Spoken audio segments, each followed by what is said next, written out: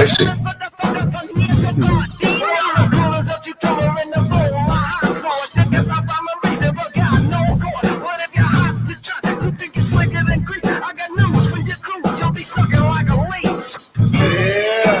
you can't front on that. Yeah. Good old beasties. Hell yeah. So what's up, JT? Hey, you know what? Play the Soul Coffin. Soul Cough. Okay, yeah, do that. What's up, everybody? I like the Idiot Kings. I like Yeah, I got William L. Got Jorge. Super Bon Bon. Hell yeah. Super Bon Bon. Super Bon Bon. Yeah, okay. I think I got it. Let's see. Where's that one? Nobody knows that stuff, dude. Mm-hmm. And yeah, actually, I have that on my list. Let's see where's that.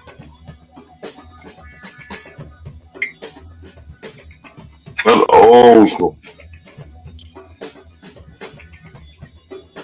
There it is. Oh yeah. Boom, there it is. Oh yeah, it's a Soul Coffin. Yeah. Move up the side. Let the man go through. There you go. Yeah. This song has a groove. Move up the side and let the man go Let the man go through. Let the man go through. side and let the man go through. Let the man go through. Move up the side and let the man go through. Let the man go Let the through. man go Move through. up the side and let the man go through. Let the man go through. What happened? Boom. Got something turned around.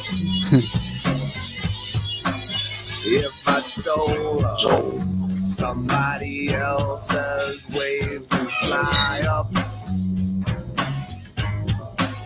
and if I rose up with the avenue behind me, There we go. I tried to see this guy live, it just never worked out. Oh yeah? Oh yeah. Yeah, way back in the day. Oh, I thought you were badass. I never had a chance to see him. Yeah, they were playing in LA back in the early 90s. Nobody else would go with me. I'm like, who? And I'm like, Soul Coffin, like, who? And I'm like, they're badass. Hey, what's up, V? How you doing? Good to see you. And when I play their song, they'd be like, oh, this is fucking cool. And I'm like, well, let's go see them. Yeah, yeah. And then we would go with me. Because they'd be playing like some club, you know, and in LA, and like, what do you want to go to some club for? And I'm like, because it's badass. I haven't been to a club in forever. Well, my friends are like all scared to go to clubs. It's like, Yeah. like what you go there to dance and shit, but you won't go see a band. And they're like, oh, that's different. Yeah, nowadays. Like, what are you scared of? You know?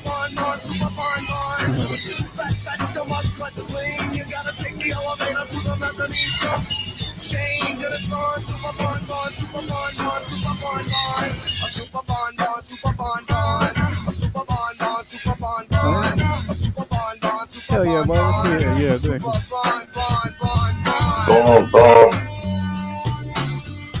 Yeah, good to see everybody. Barbara, you got Snow Cone 3. I don't know if that's Frostbite or just Frostbite there. And let the man go. Go. Let the man go. Let the man go through. Move up and let the man go. Let the man go. William L. Move up and let the man go. Let the man go. That's a fat groove, dude. You rock too, Barbara. Let the man go through. That drummer, man. Let the man go through. He's in the pocket. Move up the side and let the man go through. Let the man go through. Move up the side and let the man go through. Let the man go through. Move up the side and let the man go through. Let the man go through. That's right. Go. The other one I like from them is the Idiot Kings.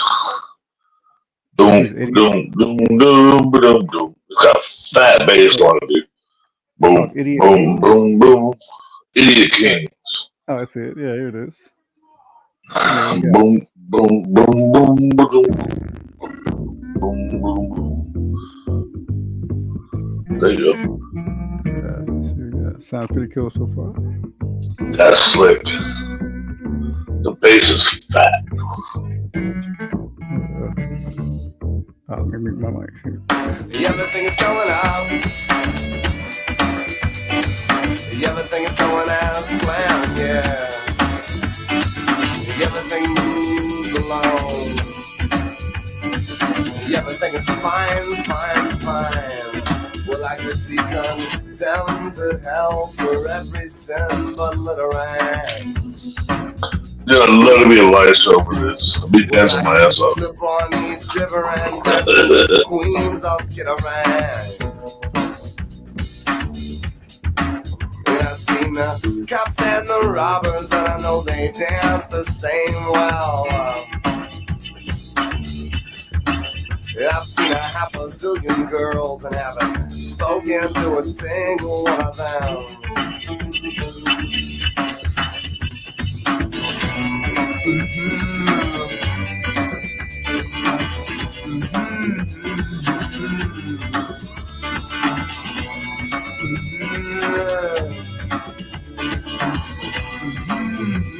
Okay, 1, 2, 3. Hey, good to see you, man. Hey. Everything's going on. Yeah, but Everything is going Oh, what's up, baby? yeah. 1, 2, 3. There it is. How you doing, man? Money Quilly. Hope everybody's having a good Friday night. Hey, what's up, bro? Oh, Baba Waba. Yeah. And all the strong and to Let's see you all the time, Barbara. Good to see you.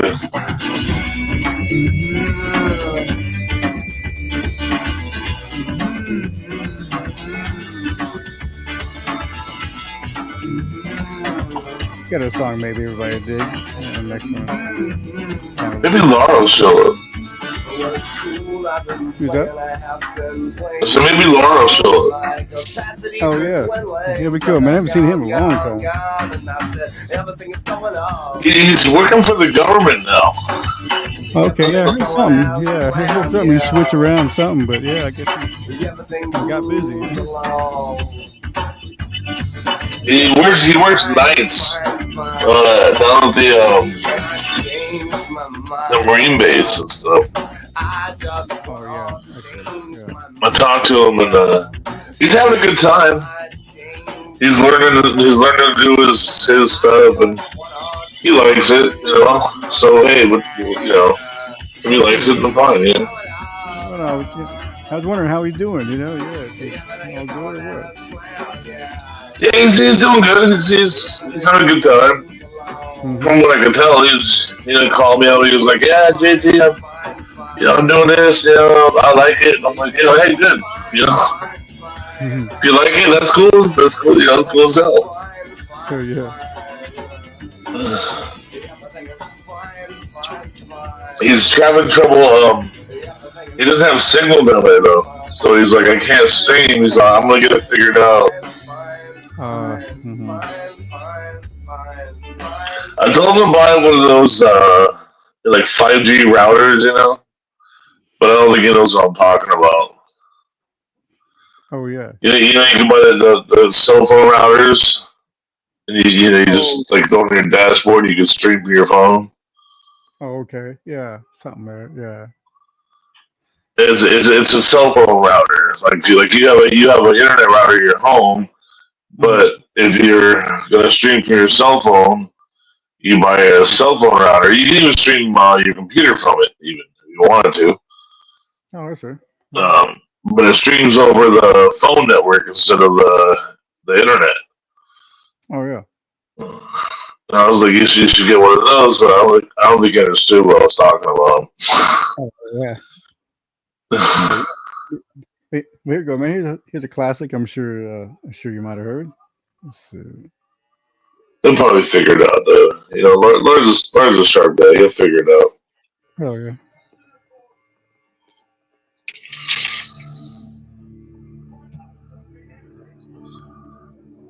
But just have a good time. You know, that's the best thing you can hope for, right?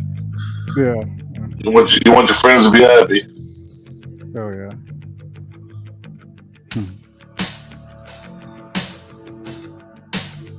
You like this song? Nice shot. Yeah, yeah. Yeah, I remember this. Yeah. You remember? Yeah, yeah.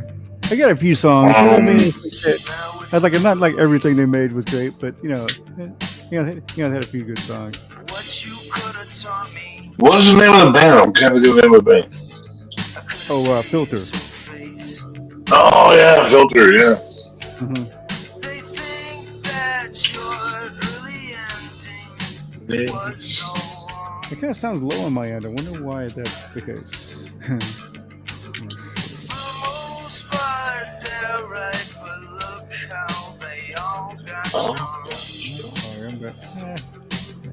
That's why I see him and I shine.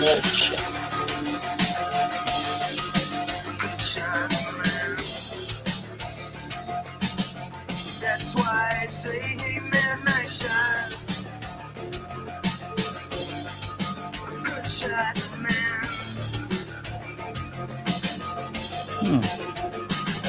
Well. Yeah. That's it.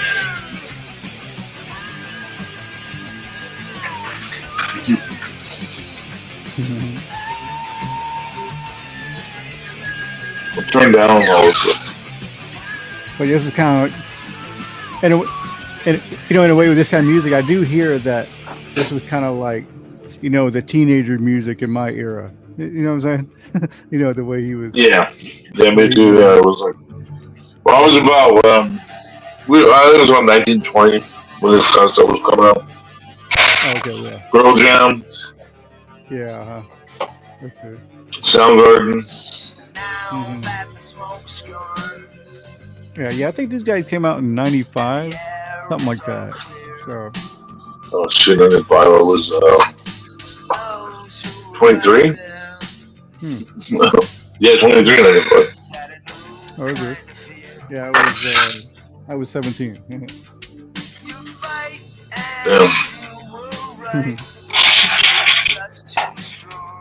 I'd pay money. I'd pay a lot of money to go back. Yeah. I mean, maybe for. Give me a little do-over. Yeah. Yeah, of course. Now, sometimes it's like, you know, I'm right where I need to be. You know what I mean? So sometimes I feel like. You know what I mean? Well, that's true. I mean, I wouldn't want that. I wouldn't want where I'm at now to change, but you know. Yeah. I might just not been such a dumbass then. Go ahead and change this song. I kind of, you know, I'm not into that one. I regret it's an old classic. Here we go, man. I just had a good time, right? I can't remember. Except for her heart, mud flowed up into lumps, pajamas. Yeah, totally confused, all the passing piranhas. She's love, she's love, she's love,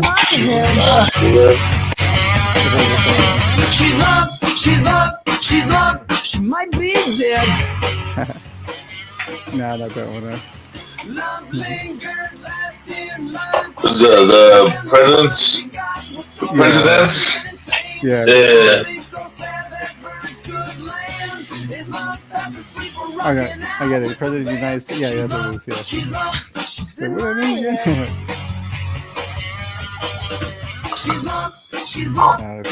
Did they have a song Peaches or something like that? Oh yeah. Yeah, it's probably their best Peaches. song. Yeah, I wonder if that's their. They kind of played like a 3-string guitar or something. I remember they were goofy. Mm-hmm. It was, you know, They make cool music. So what the hell? Almost like a Primus too. You like Primus? Oh yeah, Les Claypool. Yeah, that nigga plays some bass. Dog. Yeah, he's like one of the best bassists ever.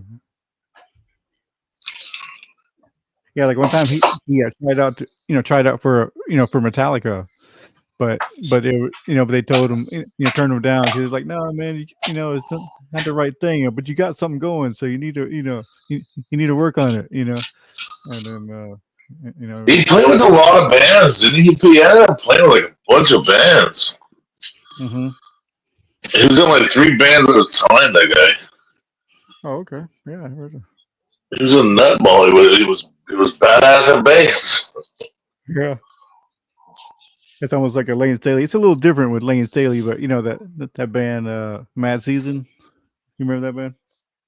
Oh yeah. It was a mix of it was a Program, Soundgarden, and Alice in Chains, right? Oh, that's it. Yeah, I think that's what it was. Yeah. Yeah, I used to play one of their songs.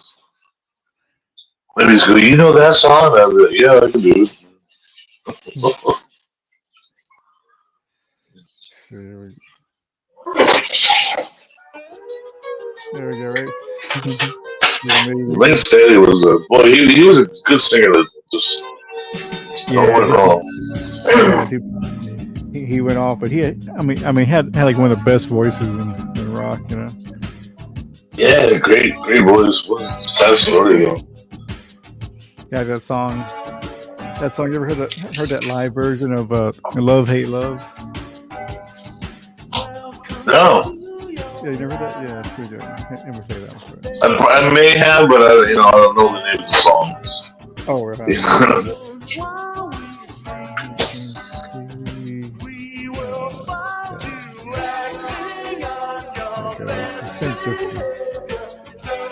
This is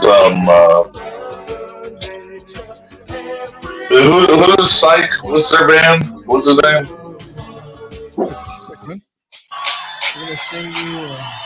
Oh, there's a show on TV, Psych. They love that band. They were just playing.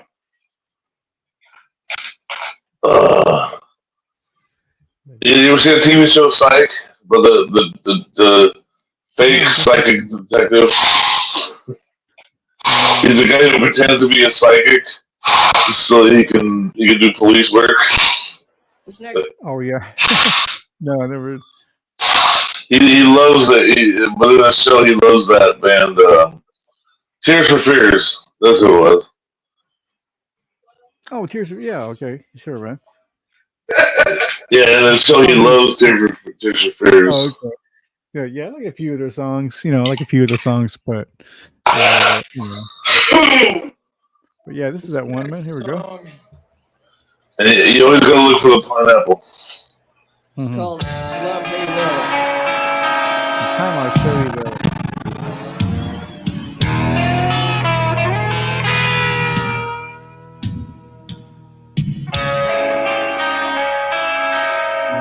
I just show little pieces and.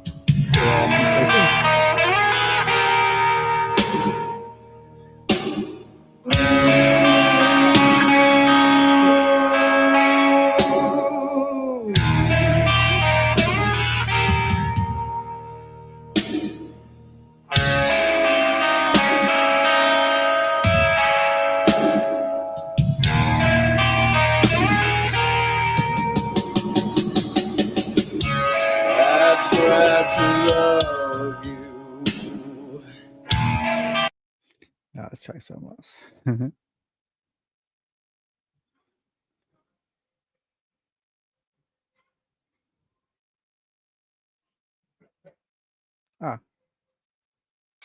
My bad.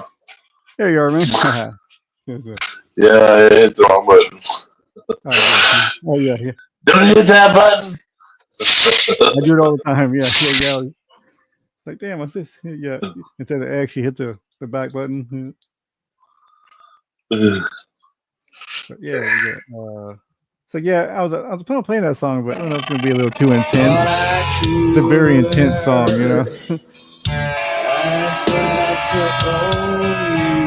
Well, the best songs are intense, right?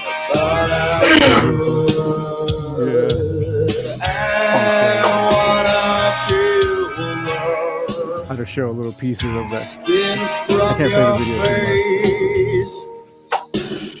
video The skin from your face. No, crazy. Yeah, the way he gets into it, man, he really gets into it in there. So. Okay, let me take it off. Wow.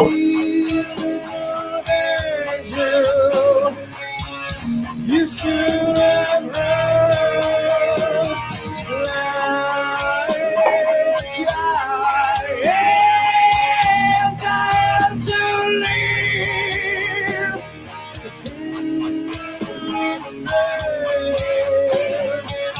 Creates my head.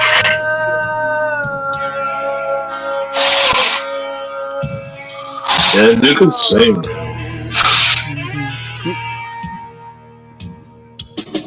It reminds me of that,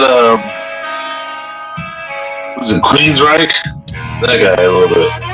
Oh yeah. That guy's the guy. Cheated myself still. You know more.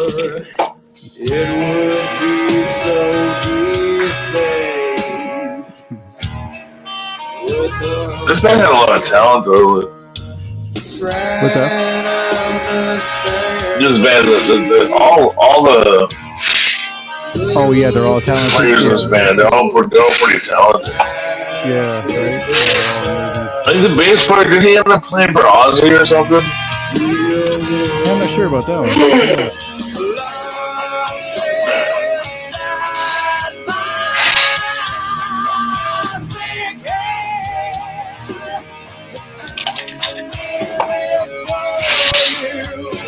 I think this bass player, he ended up doing No More Tears. This bass player.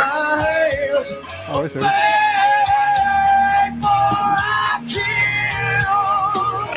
Could be wrong, I probably am. I think it was his script, the No More Tears riff.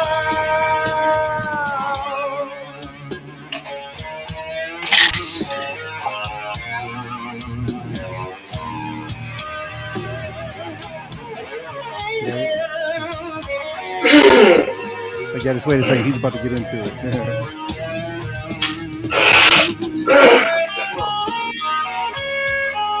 just kind of keeps going on, you know. Well, I remember this though. I know I have a couple of live concerts from them. From back in the day.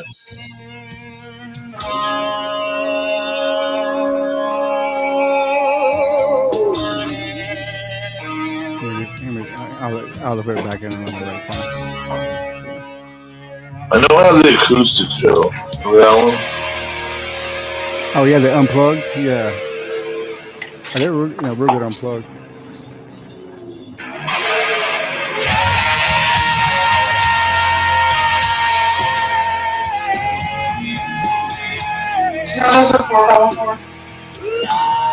Yes, I do. You okay with it? Or is it killing you? What?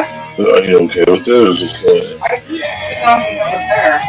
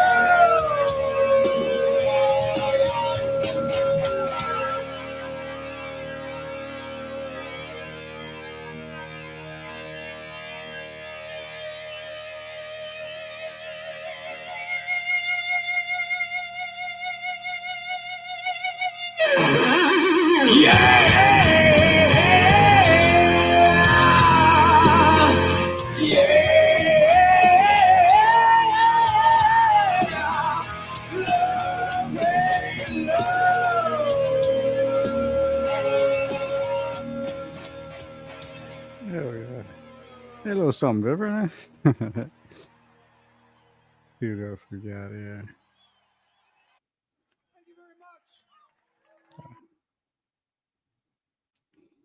What else do you need?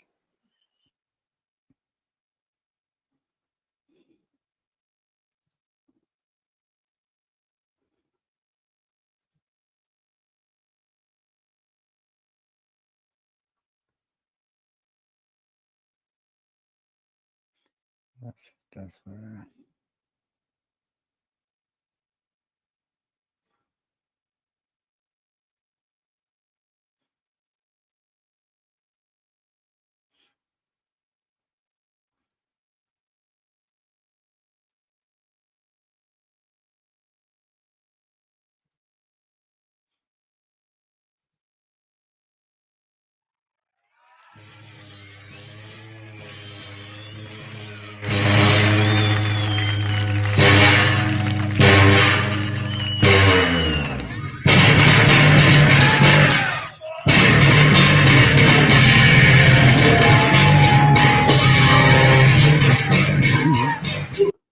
Yeah, that sounds too good.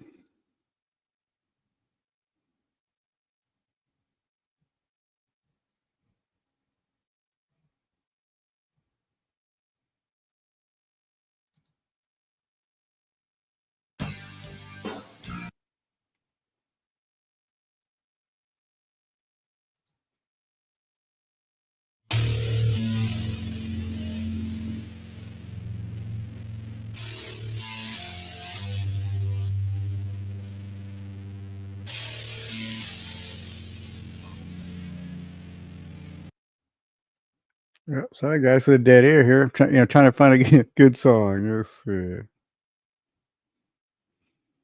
what we got here. I have How about Hum Stars? Remember that one? Hum Stars. Is it Yeah, called you Hum? remember that one? It sounds Just a make little sure you turn familiar. it up loud. Sounds a bit familiar, but I just can't think. I mean, what is it? What is it again? Hum? Yeah. She takes she missed the train to Mars. She's out back counting stars. You remember that one? Let's see, something's coming up here. Let's see what. Let's see. Actually, don't turn it up too loud. 'Cause it's, Oh, you don't remember when you hear it. Let's see if this is it, I guess. She thinks she missed the train to Mars. Is this it? For some reason, the sound was really low. It's like, Yeah, that's can it. you hear? Yeah, you got to restart it though. Okay. Okay. whoever. Anyway, it sounds like a song that might kind of lose. I don't know, man. I'm trying to find something. Let's see.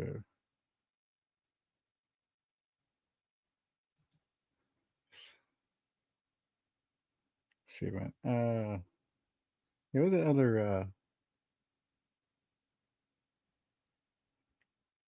No, that's maybe a little too old, but You never heard that song? yeah, maybe not. Yeah. I mean, it sounded familiar or something, or kind of like a lot of those songs. I'm trying to think like.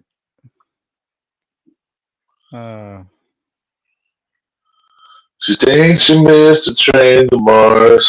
She's out back counting stars.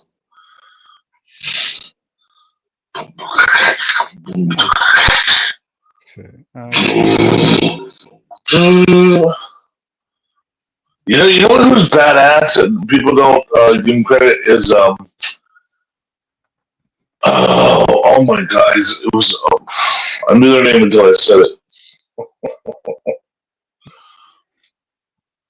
They sound like Black Sabbath. Who is it? Into another dimension. Doom doom doom doom doom doom. They're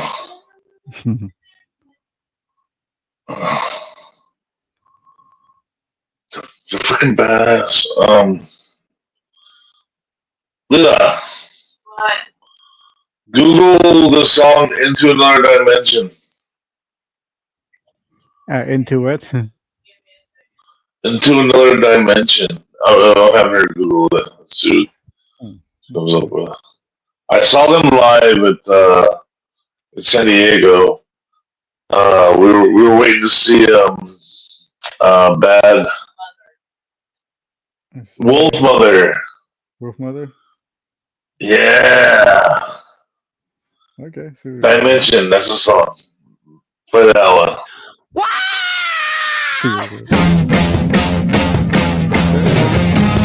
Yeah, Yeah, right. this will get you going, man. Okay, This is launch pit stuff right here. sure. Yeah. Very good.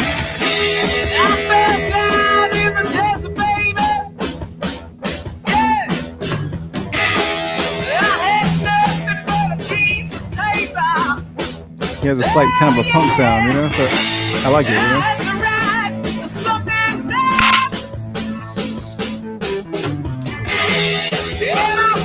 Me and my buddy, we cleared out the mosh pit with this song. Oh yeah. Because they kept, the kids kept crashing into our chicks. So me and my buddy, we hopped in the mosh pit, we cleared the whole damn thing out. Oh yeah. There you go. We're like, fuck anyways, kids. Hey, yeah, put that on my playlist, man. That's how much I like. So, hell yeah. So they kept elbowing our chicks. We're like, you know, like you can't just come with an elbow a chick in the head, you know? Well, like, that's not how things work.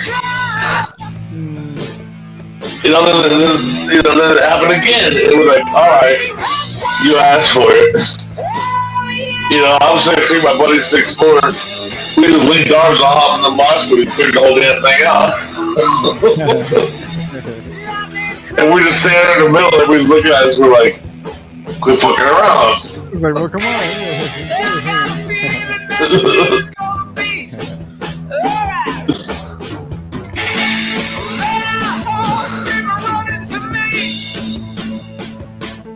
Oh, yeah.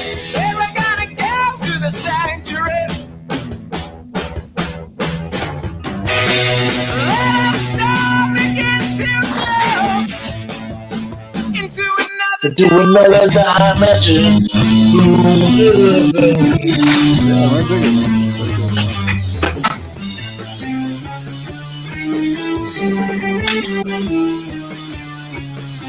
You gotta hear this live, man. You gotta be there, man. It's so badass. The whole crowd is just. It's like, Oh, like they have a live version. Actually, I see a live version. You try it. sure. Yeah. It'd be kind of like in the middle of the song, I know, but yeah, let's see what the live version is. Yeah, I always I was like probably live. there. I've seen them like 3 times. It's so badass, dude. They get the crowd going, dude. Yeah, I always like. It's just a guitar player, bass player, and a keyboard player. It's, you know, simple little band, but they freaking rock, bro.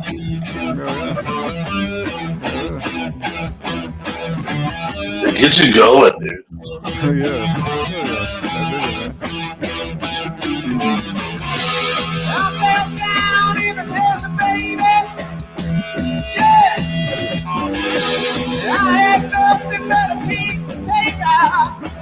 What do you call it? They're visceral.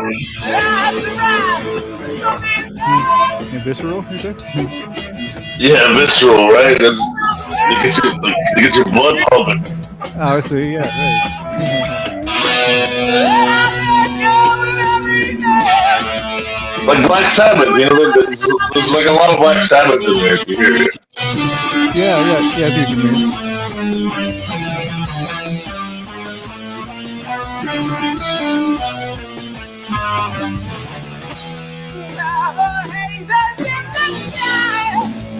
See, that's real Ozzy right there. That's super Ozzy. Yeah.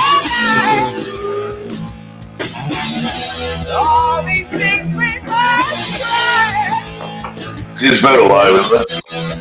But yeah, even though it sounds like something, it don't sound cheap, but like they're trying to be. They just rock. These guys they just like to rock. Yeah, rocking out and singing. Yeah. They're not trying nothing. They're just rocking.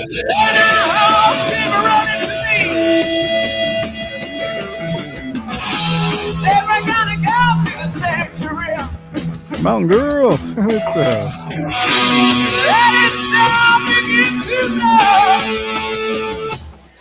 Into another dimension.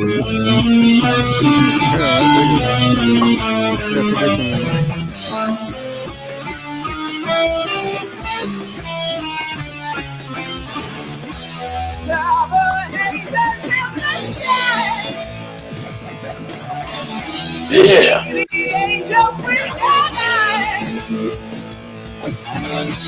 All these things make us right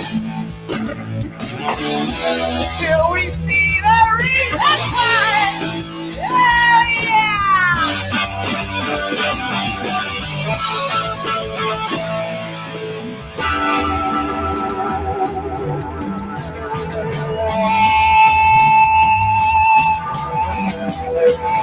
Oh yeah.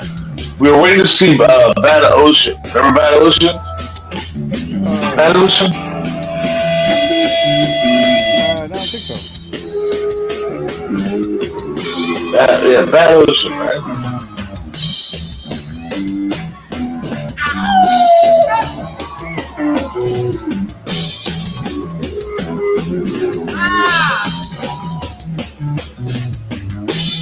These guys came on and we were like, yeah.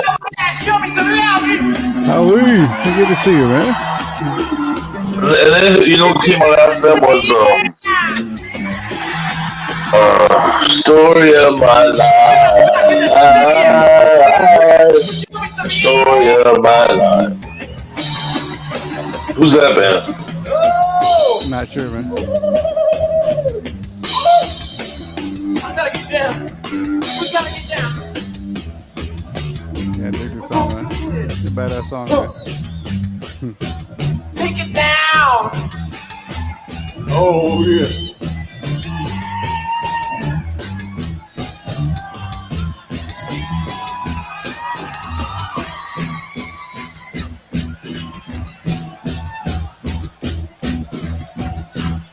You got William L.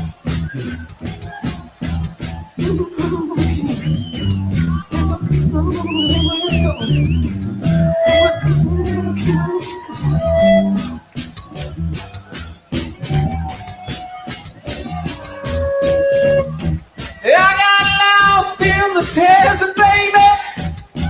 Yeah. Yeah. My time was made out of paper. Yeah. Oh, yeah.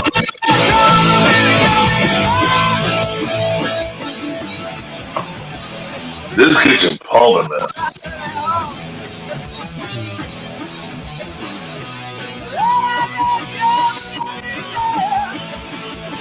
Into another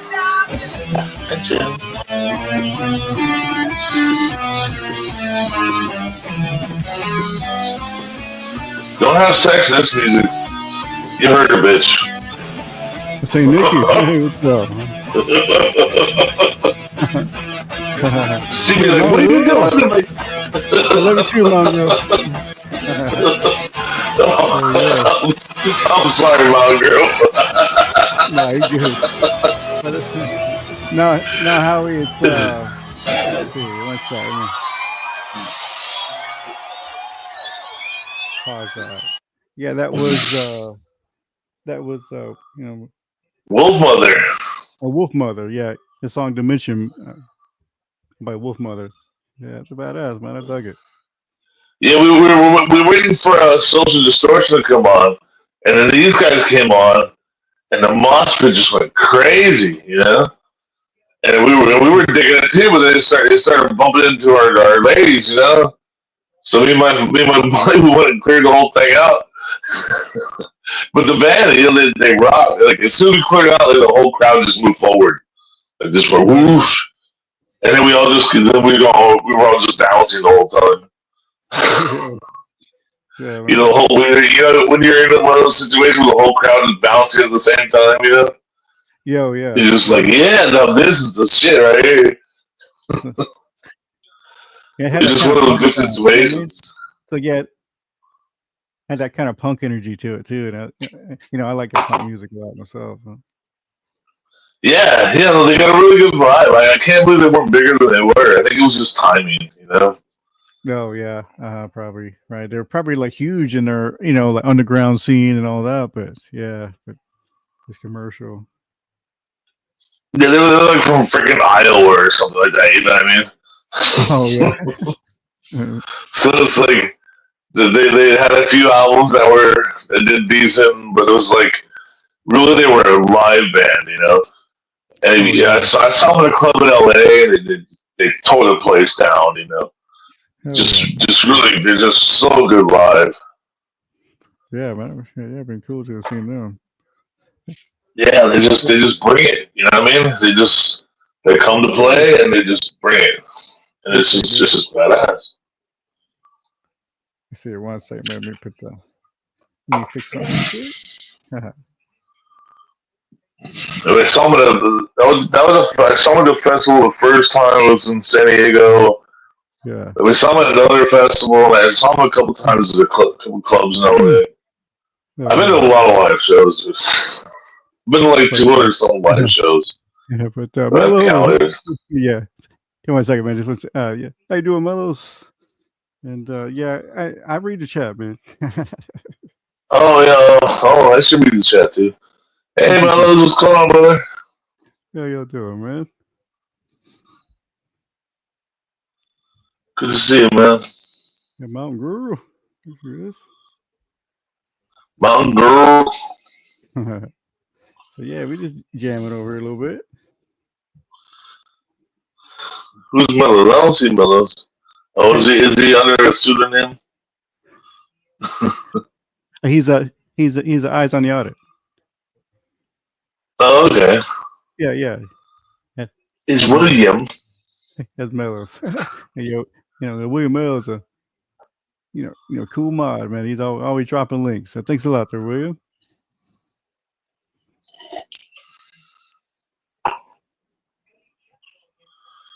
Hell yeah. Yeah, we were waiting for Social D to come. You know Social D, right? Social Distortion. What's that? You know Social Distortion, right? Oh, sure. Yeah, I've heard of him. But we were waiting for them. Then Wolfboy came on, that rocked it. But then the next time we saw Tool. Have you ever seen Tool live? No, I've seen The Perfect Circle live, but I've never seen Tool. Yeah, well, no, you have seen Tool. Yeah, I'm sure. Yeah. The loudest fucking band I have ever fucking heard was Tool. Oh, really? And I have to use the F word. I'm sorry. I'm sorry for the F word, but I have to use it because they were so fucking loud. We were 100 yards from the stage, and I was standing next to my buddy, and we couldn't even talk to each other. At 100 yards from the stage, they are so loud. The bass was thumping our chest at 100 yards. It was so loud. What's happening in the background?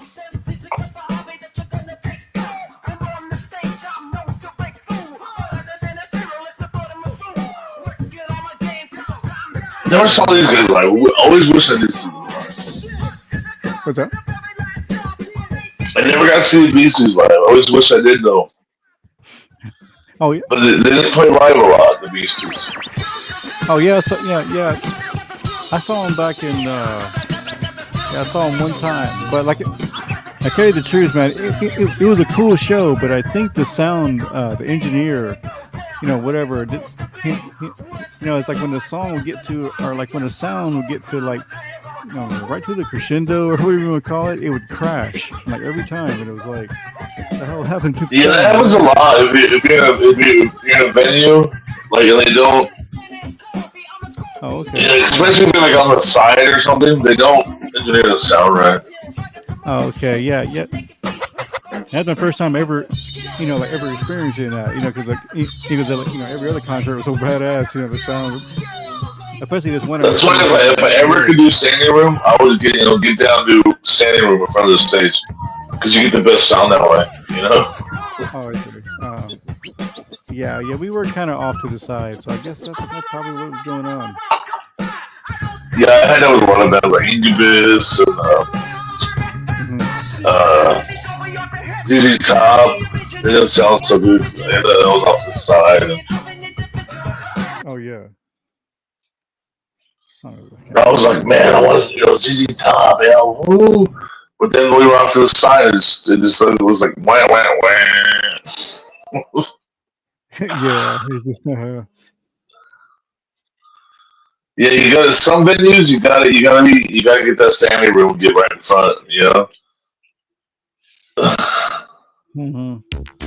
Like I remember when I saw the Black Crowes, and we were at a festival.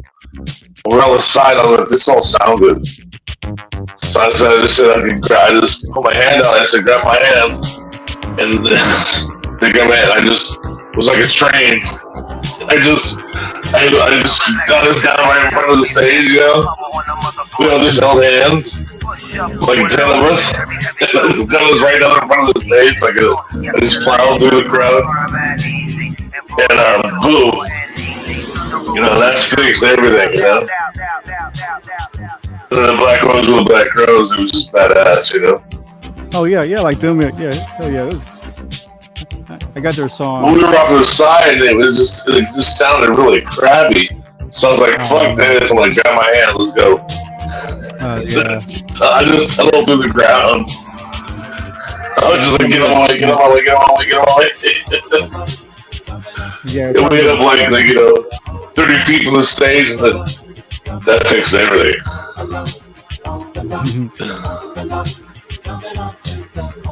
So then we saw him again like the next year. I was like, we gotta be in front, let's go.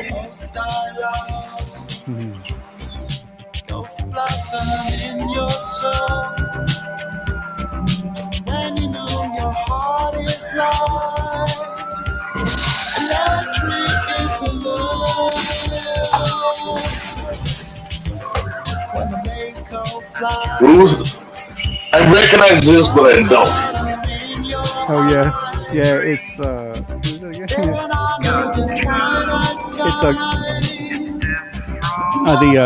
like a Razor or something.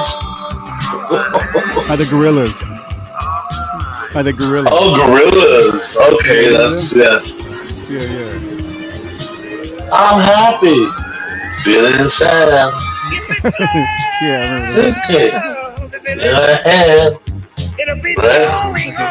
Yeah, that's him. Yeah. It's just like a different. This is the fake band, right? Yeah, yeah. It's all like electronically made and everything. Yeah.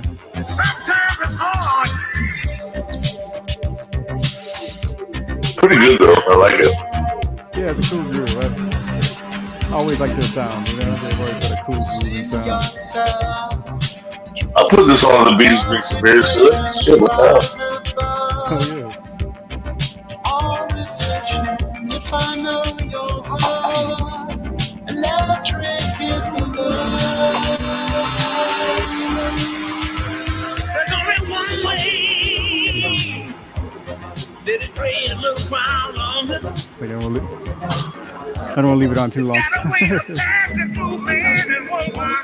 In another world, in the universe.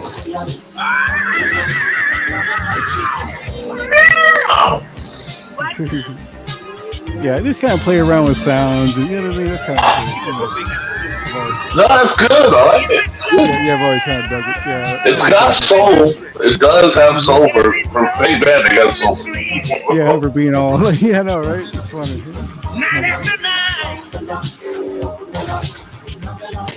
Because that's all you can ask for, right? Yeah. If you put the soul into it, you can feel it. there's a lot of soul and like a lot of a lot of electronic music that I listen to. It's kind of how it's soul, you know. Oh yeah. Yeah, so why listen to it? You know, like that's like the Beatles. You know, a bunch of English white boys, super educated English white boys. But damn, they didn't put their soul into every thing they did. You know what I mean? It shouldn't have worked, but they put their soul into it. Every single beat, they were there. You know, it shouldn't have worked, but it did. The Beatles shouldn't have been the Beatles, but it just works. Mm-hmm. You know what I mean? If you look at the formula for the Beatles, like, why? Like, why were they so great? You know what I mean? Mm-hmm. But you cannot listen to one note from one song and not like that note. They just poured their It's like a few the songs life that's kinda force like, into every single beat of every single song. They were so good. I mean, the Beatles in a way, it's like they have a few songs like the older stuff, like hold, I want to hold your hand, all that kind of stuff. I really dig that kind It's of stuff. still good though, man. If you listen, if you really take the time to listen to it, it's freaking good. You don't think it is. You go, oh yeah, I want to hold your hand, but then listen to it. You're like, what is the harmonica? And it's just like the soul on the harmonica is so good. Yeah, I mean, suppose right?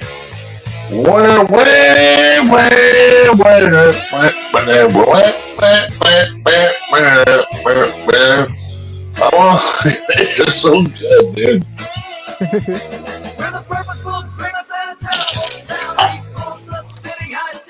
Oh, I know this. You know the song, right? No. Go Godzilla.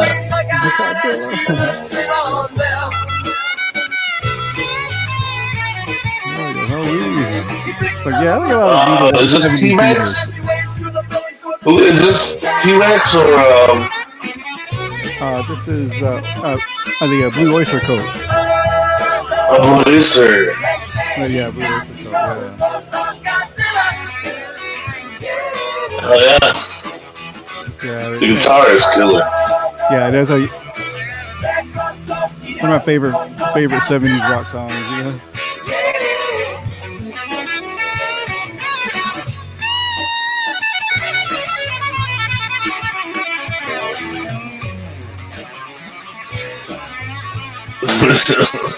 Badass. And the bass is badass too. They're good.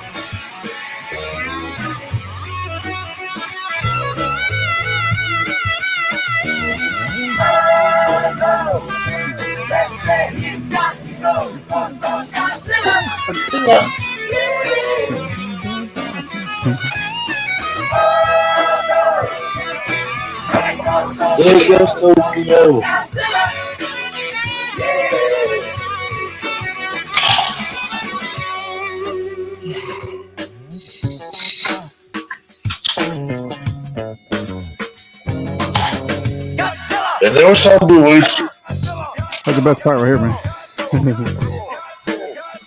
Never saw Rush either. Like Rush.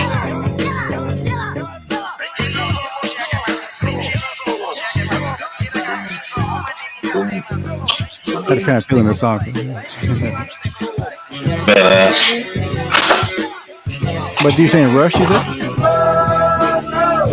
Yeah. Yeah, I mean, I like Rush a little bit, but not really. I mean, to be honest, it's like his voice. I know how you feel about it. I know. You're not a progressive guy, very much. Yeah, just that, I don't think he has the greatest voice. I don't know. He's a good You're more straightforward rock kind of guy. Straightforward, kind of like bring it to me. perhaps. So yeah, I guess. I mean, really, I like all kinds of styles. It's just, I don't know. Like it's Rush is, a lot of people don't like Rush. But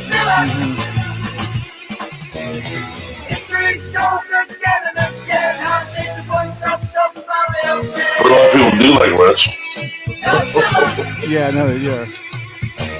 Like, I know that their drummer was an amazing drummer. He put to be a really good drummer and all. Oh, Neil Peart! Oh my God! Yeah. The hammer of the gods, Neil Peart. Oh my God! And I love John Bonham for his simplicity and just banging out the rhythm. You know, I love John Bonham for that with Led Zeppelin. But then Neil Peart's like the exact opposite of that. But it's still like he's so good. That's just his little things he does. He's just so badass, dude. Yeah. You can't deny it. It's like it's incredible what you're doing. Like, I'm a musician, you know, and I played drums and I played bass and I played guitar. I can never do as well as any of those, you know. Oh, John Boyd, yeah. not sure if I want to Steve Winwood. Who is this? This is Traffic. Actually, it's Steve Winwood, but of course, when he was with Traffic. Yeah. Mm-hmm.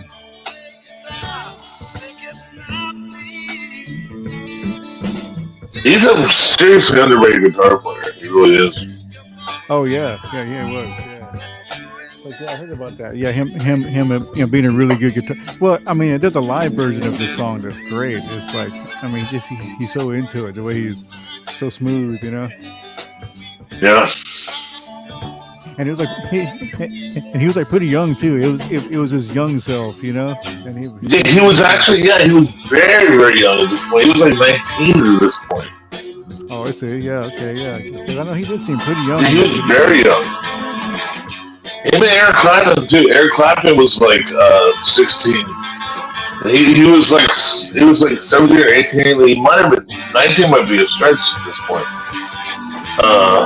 Clapton with his first recordings with was it Shapes of Things? I think Clapton was like 16 when he had his first hit. Oh, sorry.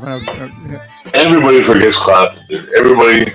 It's so sad, dude, because Clapton is like he's as great as the Beatles to me.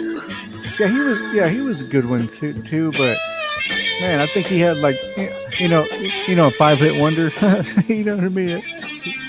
You know that. Oh, Clapton, man. No, Clapton influenced generations. Like, you don't even know, dude. His Les Paul guitar tone is an industry in and of itself. That's what I'm saying. I can only think of like 5 songs I really like. From all the era. Really? Yeah. No, you just don't know what songs are his or not. No. Tell you. Okay, how about the Beatles? My Guitar Gently Weeps. That's Eric Clapton. Which one? The Beatles. While My Guitar Gently Weeps. I'm not hearing. That's Eric Clapton. A guitar what? Well, My Guitar Gently Weeps. Man, I'm not hearing. Well, my guitar gently weeps. Yeah. I guess I never heard The that. Beatles. Yeah, I never heard that one. That's Eric Clapton on that. But yeah, I never heard that one. But like, was he in the Beatles or something? Or what were we saying there? No, you don't know the whole story. Oh, sure. You don't know about the love triangle with George Harrison and his wife and Eric Clapton? I know, man, because like I said, I never really cared for the Beatles or okay. That's why I never. No, this is one of rock's biggest things. Okay, Eric Clapton, fell in love with George Harrison's George and Eric Clapton were best friends. Eric Clapton fell in love with George Harrison's wife. First time he saw her, he fell in love with her. Sure. His best friend's wife. He pined for her for years. And George knew it. George knew that his best friend was in love with his wife. Yeah, okay. But he loved his friend, and he didn't blame her. He's like, well, she's a fantastic woman. I can't blame you. But George was a very nonchalant kind of English guy, right? Mm-hmm. So he didn't blame Eric for it because he's like, well, yeah, she's a great lady. Sure.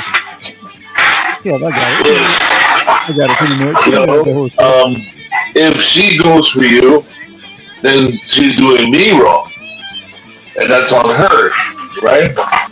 Yeah. So that's when George just took it. So eventually, when their relationship between George and his wife soured, Eric got in there and he won her over. George didn't blame Eric for it, and they remained great friends. And Eric ended up marrying her, and he wrote the song Layla. You know the song Layla? Oh, sure, yeah. Okay, that was written for her. Something. George Harrison wrote Something for her. There's been there's like 6 #1 hits that were written for this woman. You can Google it. Google. Patty.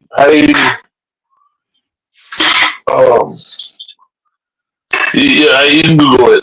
Eric Clapton, Layla. Who's it written for? And you'll see there's like 6 #1 hits that were written for this woman.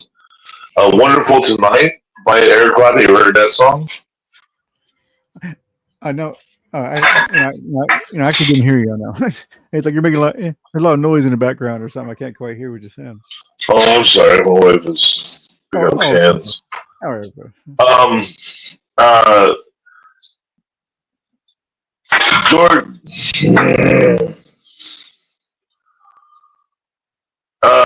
Eric Clapton is.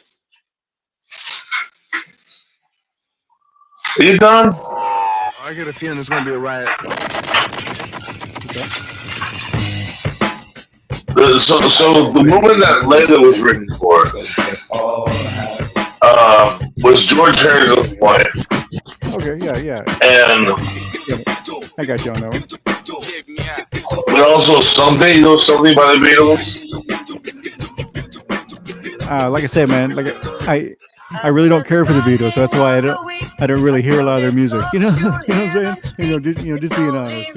How do you not care for the Beatles? I did so, man. I mean, I find them a little overrated, you know. Well, I think you feel like this. Here's what I would say. You feel like they're supposed to be good, so that kind of puts you off, right? Possibly a little of that. It's like, yeah. I mean, some people think they're really amazing. Because I'm like that way with like Robin Williams. Like he's supposed to be funny, and so I watch his comedy stuff. It's like, Oh yeah, right? Yeah. Myself, I never really found him funny either. so I get you on that. Because he's supposed to be so freaking funny, right? Yeah. But you know, watch it, you're like, right? Yeah. But It's kind of, you get me? You get me on that? Now, is that how you kind of feel about the Beatles? Well, also too, to be real, I mean, real specific about the Beatles. What I always say about them, they were like the greatest overrated band ever. You know what I'm saying? No, brother, they weren't overrated. No, they really weren't. Now they're okay. Right? Dude, do you understand? I look at it. They put out like 4, 5, 6 albums a year. I know what you're saying. You gotta understand. They were prolific. It's like They were only together for like 6 years. You understand that, right? but they put out like 20 albums in 6 years. You know that? Yeah, I mean, Who does that now? but like even through all that, Can you find a band that puts out more than one album a year now? oh yeah, You can't, right? Hey, by the way, I like this that you're playing. yeah, even but I'm that, not sure if they oh, done it's or not. awesome. I'm not sure that they want to stop. The gun is cold, the blood is hot. Shot, shot, shot, shot, shot, shot, shot. You gotta understand the Beatles were. It was kismet. It was happenstance. It was the universe converging. I know you don't think so, but It's kind of funny, like the first, well, like the first. I mean, not really the first, because the first shit was really in the '60s with all those kind of bands there. But I just mean they were kind of like a manufactured band. see, but I don't. You know what I did to understand the Beatles? I went all the way back, 1960, and I listened to everything called 1960. Went to 61, went to 62, went to 63, and then I got to 1964. And guess what I found? The Beatles. They went like, Okay, and yes, they were remaking R&B hits. The first album. I think Then you move on to the second album, third, fourth album, and they all came out in '64. And then you're like, I know what, man, what a progression! And then you get to the next year, oh you yeah, know, and they start doing their own thing. You get to, you know, and they do that. There's 4 or 5 albums the next year.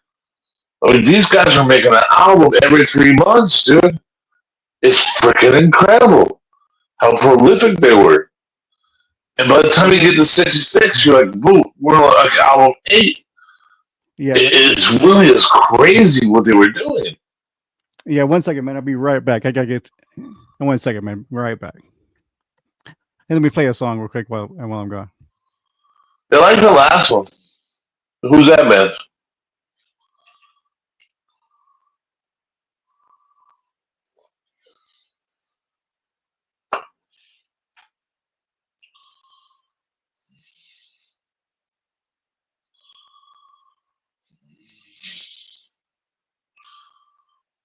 Oh, look, here's the chat. Who we got in here? Barbara R. Barbara Wawa. So good to see you, Barbara. Yeah, Barbara. Like, wow, right? We actually go back a long time. Huh? And I always see John Felix. Not lately though, but you know his chat goes so fast, so it's hard to tell if you're there. But remember, we used to bump into each other and John Felix. Oh yeah. Oh yeah, Lar. Yeah, Lar.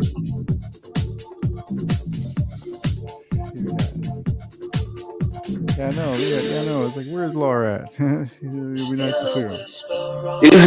He's Lar's gonna come back. He's gonna figure some things out, but Lar's gonna come back. I talked to him and he wants to get back on the lives, Oh yeah, okay. but he's just busy learning what he's doing, and you know he's having a good time. So I mean, That's cool. hey, you know, Yeah, like it's probably good for him. A new experience, new thing kind of going on. I'm sure it's great for him. yeah, he didn't like the gas station anymore, you know, I'm sure. and you know he wanted to do better for himself, so he moved on. I've heard this. I know this. Yeah, it's like, yeah, you gotta think about it. This is. What are you doing, Inferno? This is like cocaine music stuff. This is a little sniff right here. And real cool video. Let me see if it plays that. Hey, here You whisper on my lips, I feel it at my fingertips, squirting at my skin.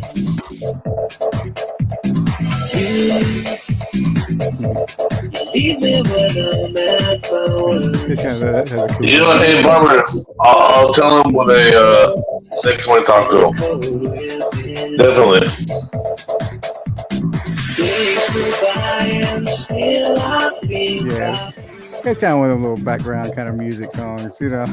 It's something. I know this song, yeah. Yeah, it's a Dirty Vegas, you know, group called Dirty Vegas. Dirty, yes, it is. There you go. Yeah. That's what it is. Mhm. You know what? I think I saw them like in Morongo or no, or Pachanga or something like that. I think it was Pachanga. Oh, yeah. No, you're in Texas. You don't know Pachanga. Pachanga is an Indian casino here. Oh yeah. I used to go out and play poker a lot. Back in the poker boom, I used to go hit the tables because it was easy money, you know? Oh, Because all the suckers, like, I don't want to play the all-in poker, you know? It's like, I grew up playing, like, my dad was playing poker at 5 years old, right? So I was like, alright, I'm your Uncle Barry. I used to go down to the casino. I'd take $300-$400 a week out of that place, you know? Supplement my income. I'd be down there every Wednesday, Friday, Saturday night. I'd be taking $900 a month, or $900 a week. It was just easy pickings. oh yeah, if we can get it right. Get there with it. Well, yeah, I mean, all you gotta do is be like, if you know they're lying, you bet, right? That's all you gotta do. If you can pick out a liar, you're lying. Okay, raise. That's all you gotta do. You know what I mean? It's literally that easy. I can tell you're lying. I raise. And then you get money. That's how it works. And then you go home and you count it and you go, oh, look, I can afford another car.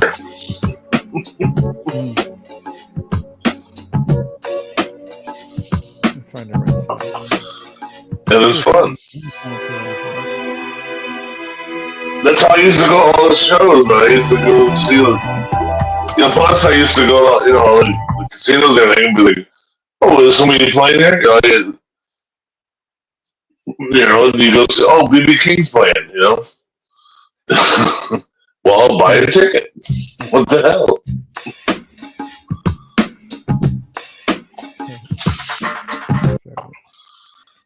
I'll never forget, man, when I saw BB King playing this fool. He come on, he was talking about his dog. I'm like, just shut up about your damn dog and play your guitar, right? But then he played his guitar and he blew his amp up. He was playing so hard, his amp started smoking, and his amp went boom. I was like, holy shit. Like, he was getting down, and his amp just went boom. He blew his amp up, and I was like, okay, I got a good show. Thank you, Barbara. Thank you, Barbara. Jail bars ain't golden gates. Those who fake, they break. When they meet their 400-pound Play mate, if I little could Fugees, man. rule the That'd be world, cool. everyone would have a gun. That front was smooth. That's smooth. I pour a sip on a That's a V, right? but it is cease for no sleep. Wyclef's in a state of sleep, thinking about the robbery that I did last week. Money in the bag, banker look like a track. I wanna play with Pelicans. Wyclef, what band was he from? Think fast, I think I'm hit. What band was he from? You mean the Was Fugees? he from the Black Eyed Peas? I know the Fugees. The Fugees. Yeah. Little Miss Fuji. Like, yeah, this is the Fugees right here. This is the Fugees right here, man. Oh yeah, Lauryn Hill. Yeah, man. She was good. She could have been big, Lauren. Yeah. I mean, she got big enough, but I think she just got tired of the biz, you know. Yo, She was too political. No stress, don't smoke cess. She what? I must confess, my destiny's man. She was too political, but I think she had kids, and she was like, "I'm gonna back off because I have kids." Oh, I think that's what happened, and I don't blame her for that. Yes. That too, probably part of it. Yeah. But I hex you with some witches brew. I mean, if you take kids seriously, you have to back off. Easy, believe me. Frontin' niggas give me heebie-jeebies. So why you imitating Yeah, Al sure. Capone? I be needing Simone. And definitely No, Kendrick Choir, ready or not. like you gotta be there. You gotta give them, you gotta, tell them every day that you love them. You gotta be there. Tell them, you don't have to tell them, oh, you're special. You don't have to do all that shit. You just gotta be there every day to tell them that you love them. And, that's what gives them the confidence. That they feel loved and appreciated. You know what I mean? Oh yeah. You don't have to do all that bull crap of, oh, you're special. You can do everything you want. You don't do that.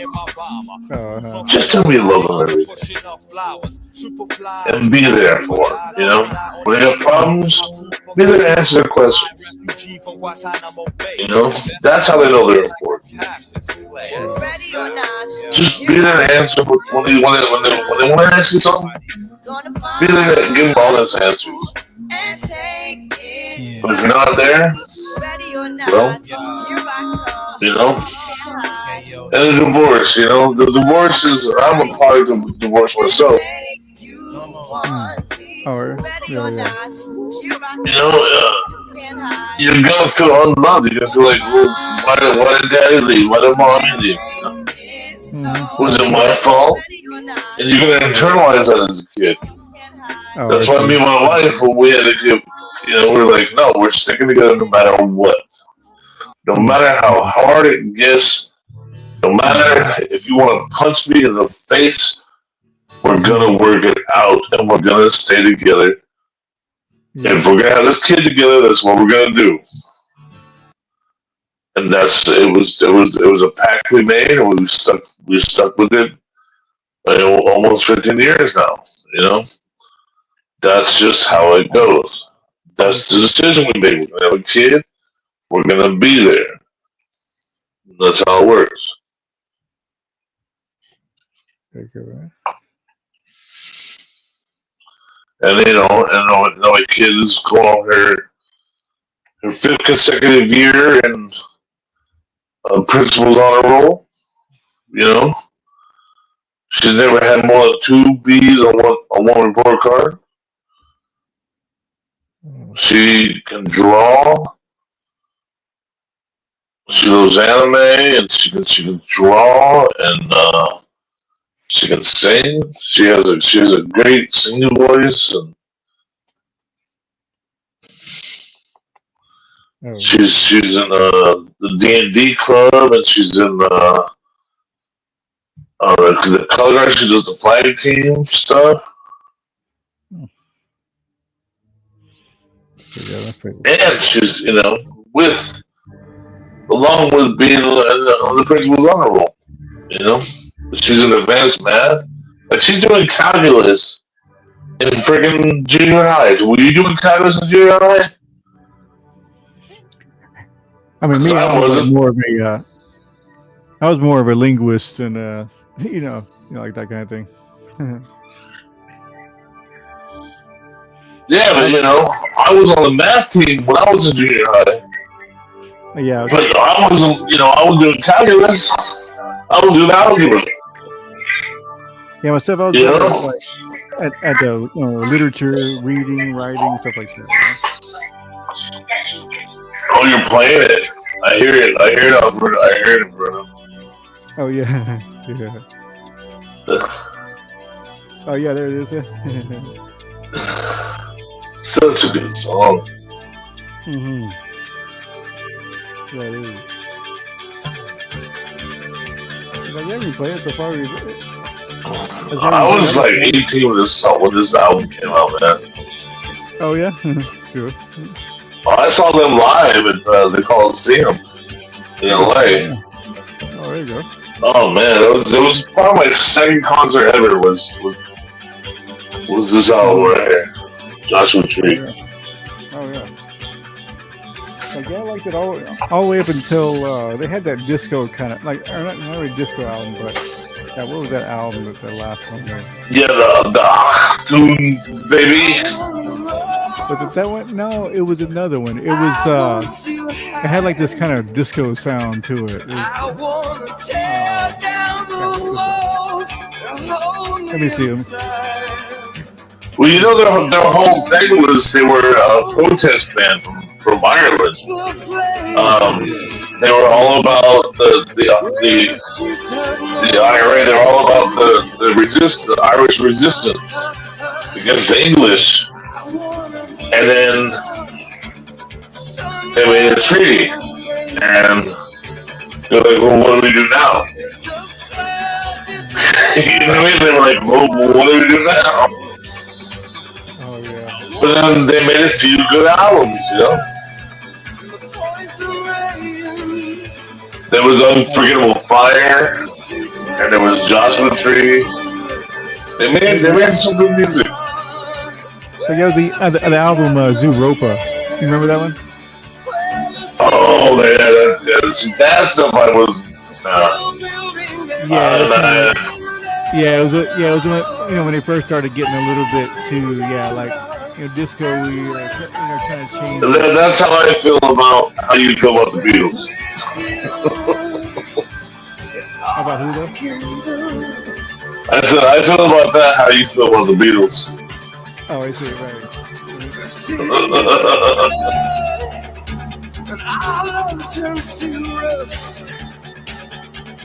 This is a good song.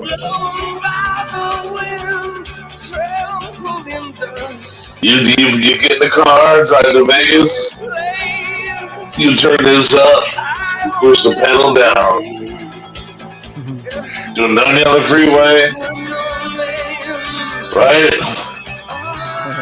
You roll the windows down, the wind going through your hair. This is badass, right? Hello.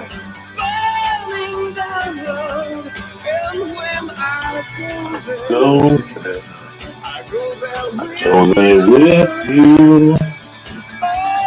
All I do.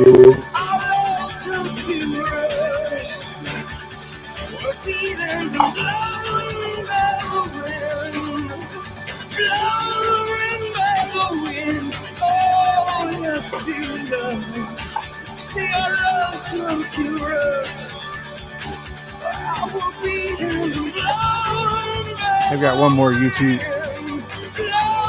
One of my favorite YouTube songs. I'll play that one next. I really love their early stuff.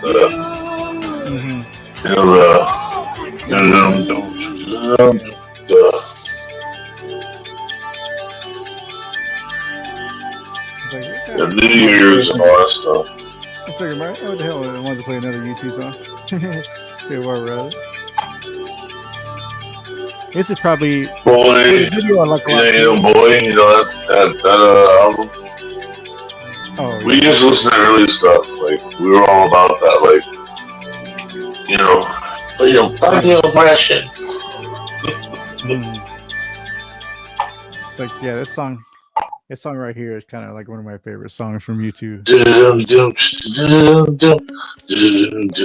It really is my favorite. This is probably my favorite song from it. That was a great song, dude. Oh yeah.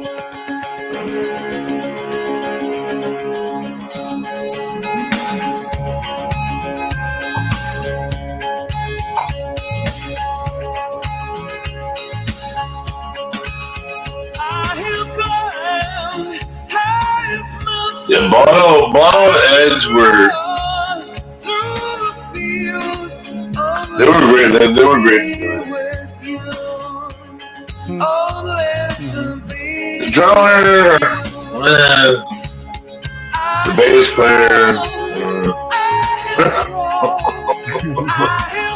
They were really bad. I'm sorry, but they were a terrible rhythm band. But somehow it worked. It worked out. Oh, which one though? The drummer, if you listen, he's all late off his cues. The bass player, like, you really, like, they're terrible. They really are terrible. Oh, you too. You're talking about. Yeah, you too. Okay. But the singer and the guitar player were great together. They were amazing. Yeah, I know what you mean. But the rhythm section just kind of really sucked.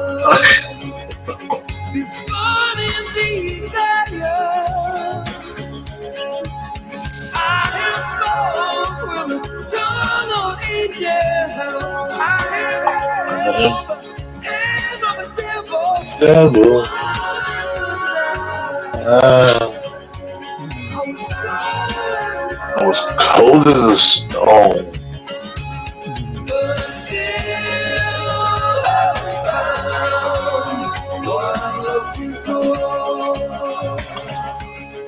That's a great song. Yeah, it's kind of a heavy song, but it's a good version.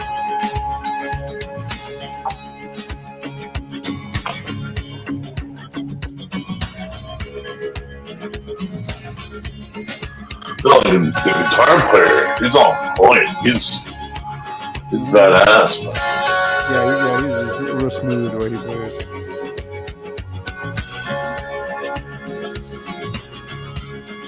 He's the whole thing. You know what I mean?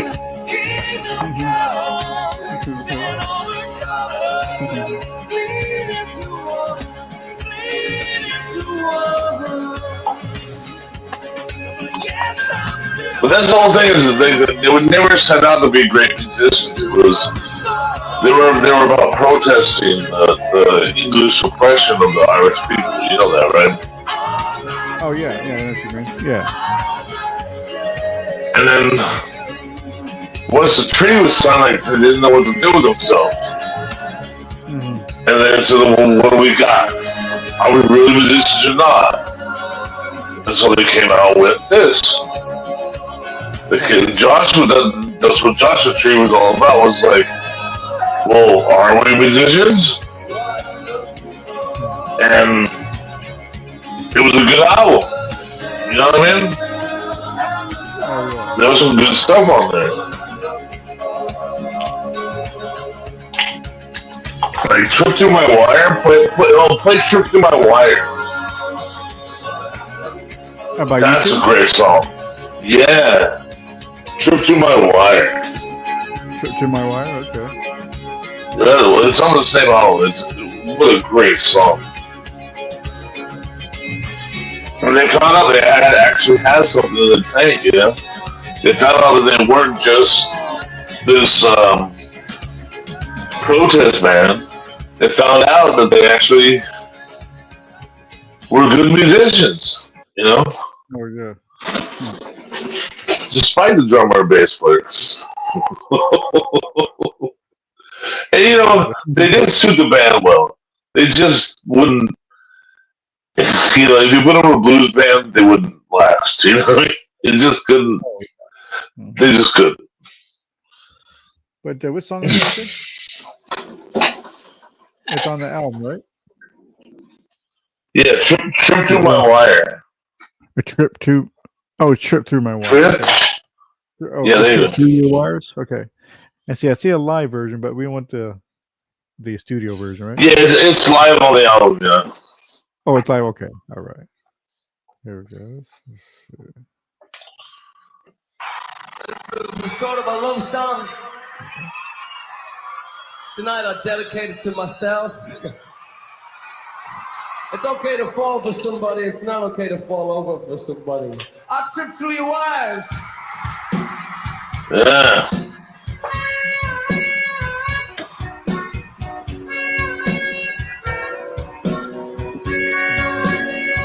I've never heard this song before. I don't think I have. I've never seen this live. Coliseum was like, hell yeah.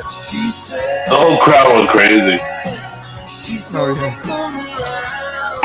I was going out. I was going out. Still shaking, still in pain. She put me back together again. I was cold when you clothed me, honey. I was down in your head, honey. Angel,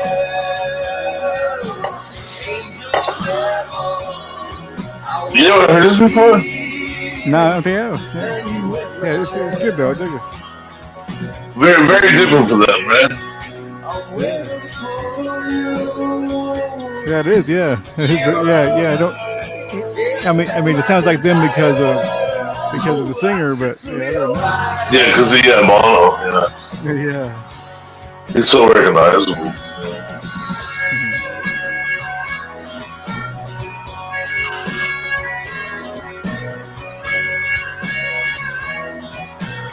But yeah, without the guitar going, right? Oh yeah. Yeah, bigger man.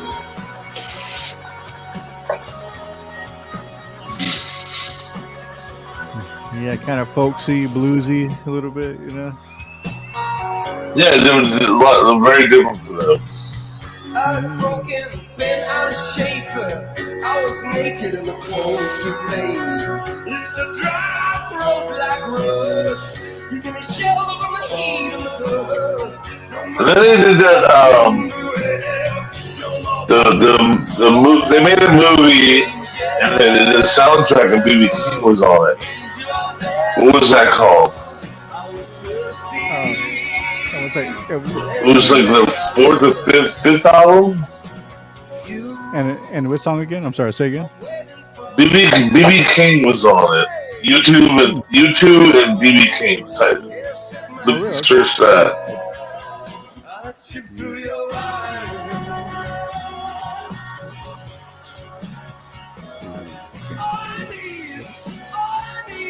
YouTube and BB King.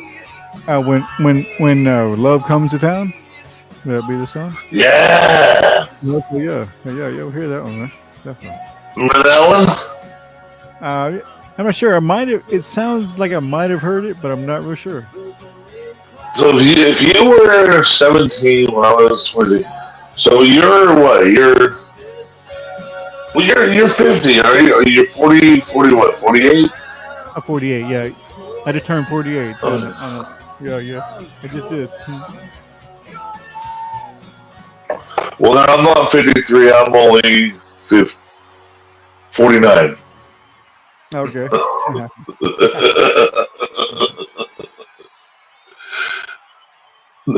I'm 52. But yeah, man, it like it just happened too. It's like you know the whole 224 in my name, you know.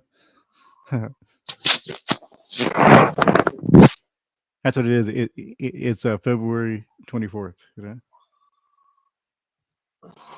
You see? Oh. Yeah. I'm March 23. Are you March 23? So yeah. I just. So I'm about to be 53. I just turned 48. Yeah.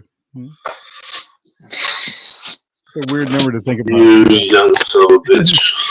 Yeah, but it is a weird number to think about. It's like, damn, you know. Yeah, well, wait till your first number changes. You know, you're 40. You know, when your first number changes, that's when you go fuck. Oh yeah. Make it stop. I know what's weird is like actually, I actually feel better now than I did like about 4 or 5 years ago. All the shit I changed around, health and all that shit. You know. Yeah, I need to do that shit too. It's like I really got into it. No seed oils and trying to eat all the natural food you can, and all that shit. Yeah, that's what that's my whole thing is with my body. It's like I'm 6'3". Like I wasn't muscular my whole life, like naturally muscular. Like I never had to work out, but I could bench press 350, 400 pounds, you know. 100, yeah. No kidding. Then my job, I always did, you know, pick things up and all that shit. But Mhm. I was always just a big, strong guy.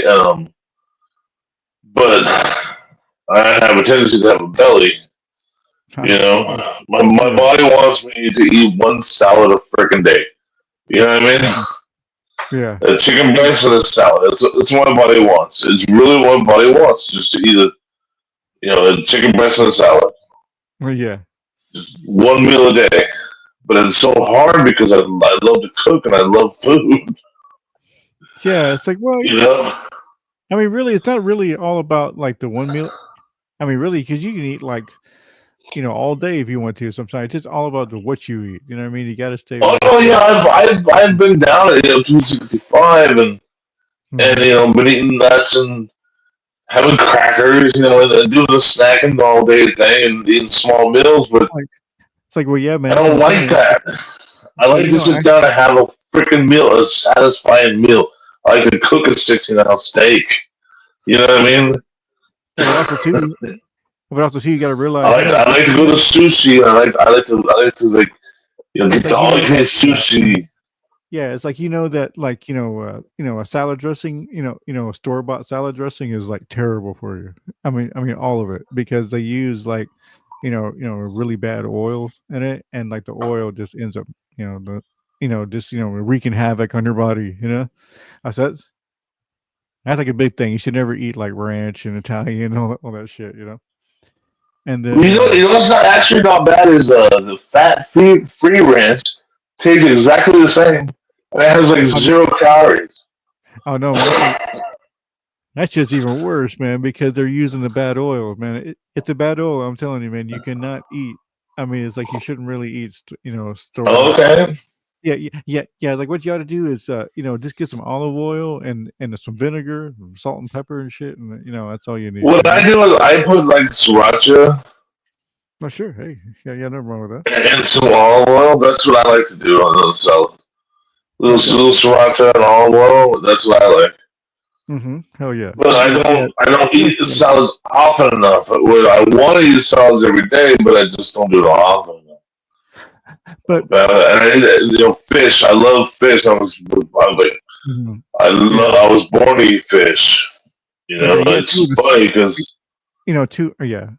But too with the salad, it's like if people think salad's healthy for you, it is, but it isn't at the same time. It's like if you have like one salad, it's actually good for you, and in a sense that it kind of cleans out your body. Cleans out your whole system. But that's the thing. It's not really food. It's more like you're just passing I food. just say salad because the lettuce is like zero. Lettuce is like a zero. Like iceberg lettuce is like a zero. Yeah, So it's like but yeah, the problem with my body wants me to do a zero, but I love tomatoes, I love olives, I love the I'm telling cheese. you, man, I the problem love. with it is, and the problem with it is that it's like it's almost like it's almost like you're eating grass. It's like the reason why you wouldn't eat grass outside. Well, like Yeah, lettuce. but it fills the stomach. You know what I mean? Yeah, but I'm saying, but lettuce is like it's like 10% of that. You know what I mean? It's like the reason why you wouldn't eat grass outside. Well, like lettuce has 10% of that. You know what I'm saying? You get me right? Sure. Yeah, yeah. So that's why they say it's not really good for you, but it's not really bad for you either. But you know what I mean? It's just one of those things. And so that's why really you don't want to have a salad every day. Actually, it's really not that good, good for you to have a salad every day because it's just too much. It's a too That's much. the only way I can actually stay like 265 pounds. But I actually like I'm 6'3" and I like being 300 pounds. I really just Yeah, like that because I just like yeah. having a little The best extra. and the best way to Like, these days I'm not gonna lie, I'm like 365. I'm like way over. But it's so hard to get back down to 300. But I should be for my height and the musculature I have. I should be probably 265, 250, Oh, but it's so hard, man. It's like I should just eat one freaking, one chicken breast mhm. with Yeah. one, one salad with some cherry tomatoes, some olives, or So here, some artichokes or something like that, yeah. So yeah, And, like 1 second. and that's, Hey, that's what I should do. Just one one meal a second. day. No, 1 second. Yeah. Hey, Billy T. Hey, how's it going, man? Yeah, he was saying. Oh, Billy T. Yeah, what's up, man? Oh, that is Billy T. That Mountain Girl. How you doing, brother? It's JT, brother. Like you were saying, red meat, yeah, for sure, man. It's like that's how I was planning on saying that too, man. It's like the best way to stay full is just eat meat, man. It's just like just eat like a pound of meat, and like trust me, you'll stay full. You know what I'm saying? No, yeah, I did the whole keto thing. I lost like 65 pounds within like a month and a half. That keto, I was on the keto diet, but it's so hard, man. The keto diet, you can't have tomatoes, you can't have fruits, you can't have anything with any sort of carbs. It's so hard. Oh yeah. You know what I mean? You get nothing but fat. There we go. Does my mic sound a little bit better now? Yeah. I realized it was kind of low. Yeah. Okay, go. Yeah, the keto shit though, it's all fat and protein, It's so hard, but you can't lose weight on it, but damn, it's hard, man. It's really good for you, man, to eat all that, like, all that real fatty kind of cartilage, stuff in there. And it's, all that is great for you. You know what I'm saying? And it's You think it's good for you? So I felt like I was ruining my heart, man.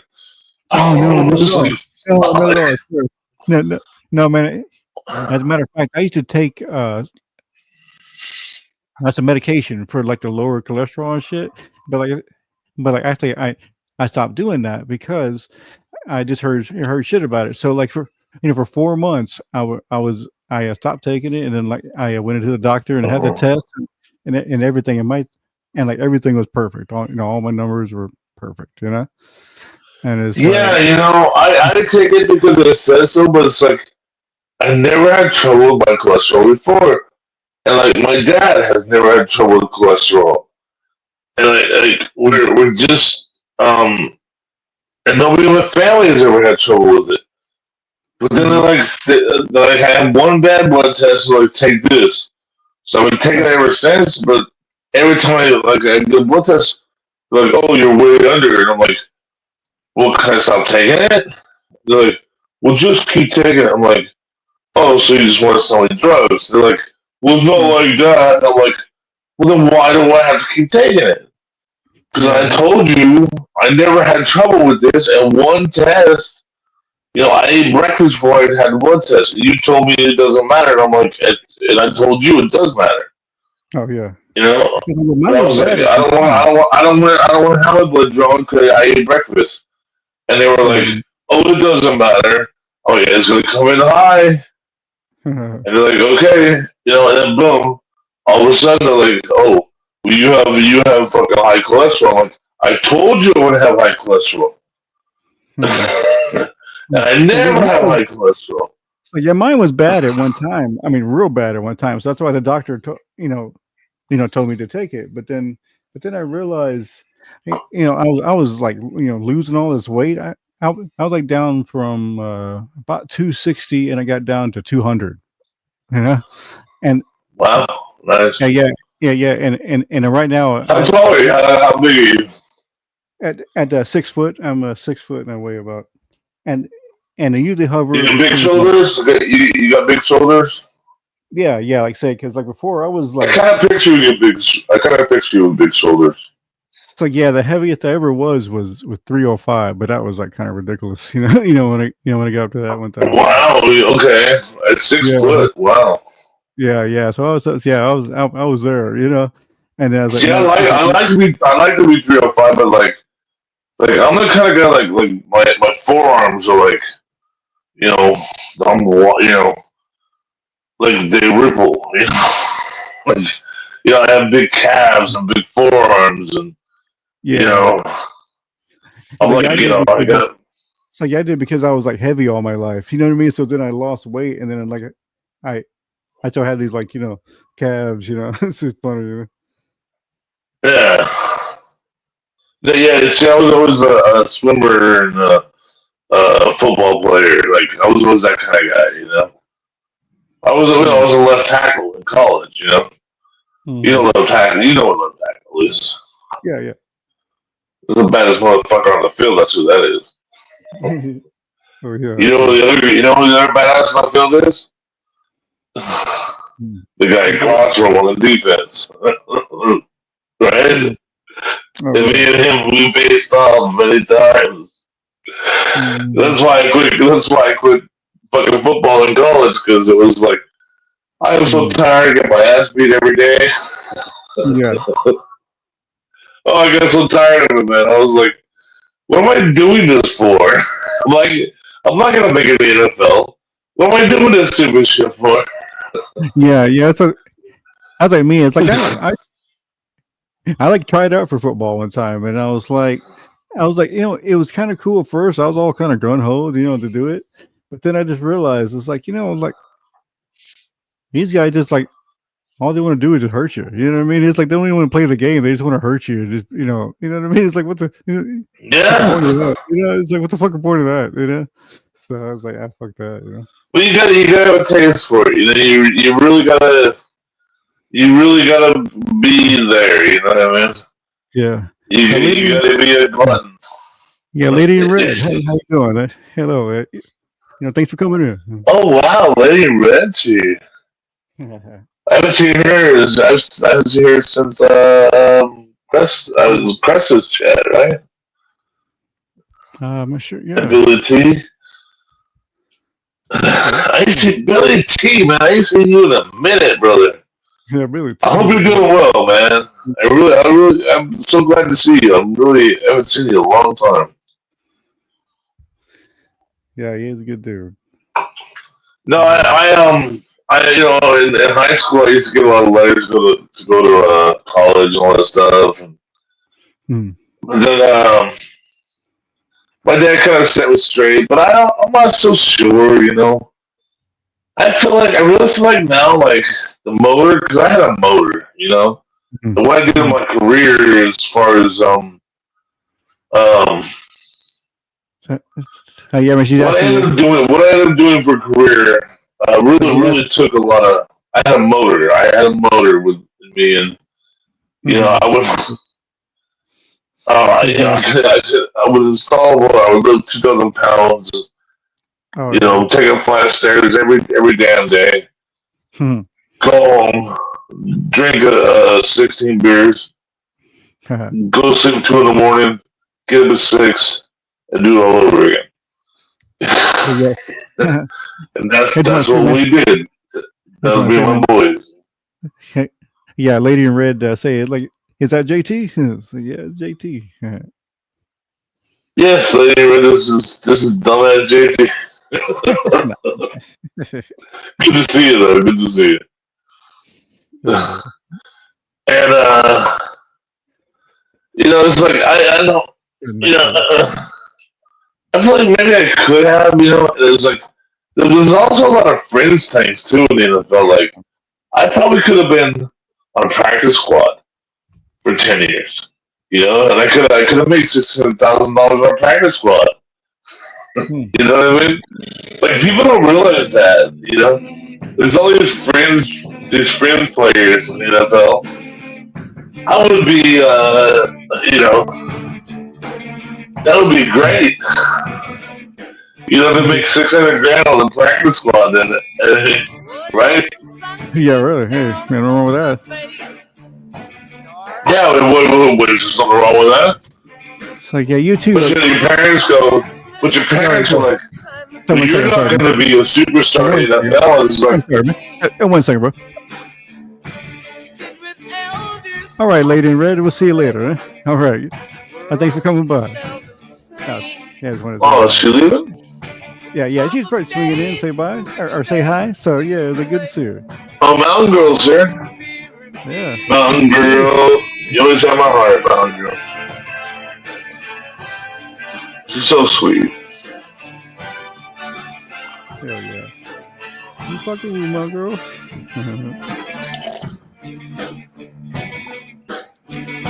I don't see her no anymore. I go to Northwood, but she's not there anymore.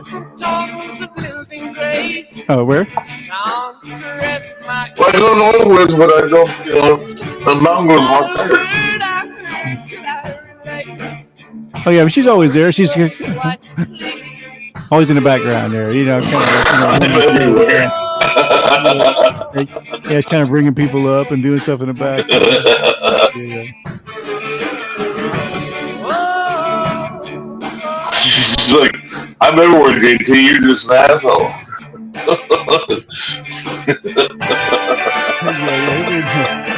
My word, not yours. I'm JT. I'm always an asshole.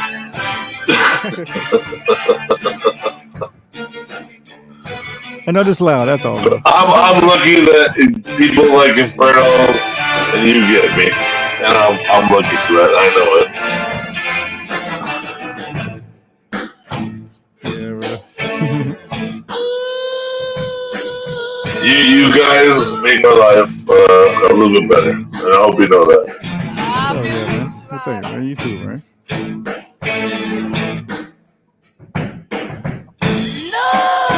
Oh yeah, I've been looking at my phone, I've been looking at my text and was like, where's Inferno, man? Where's Inferno? The last couple weeks, I'm like, I didn't talk to that fool, man.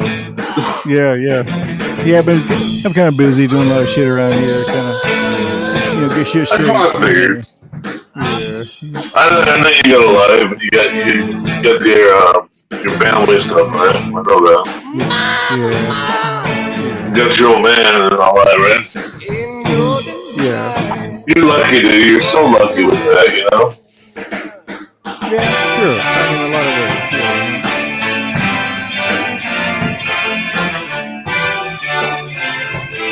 Yeah. You know, like,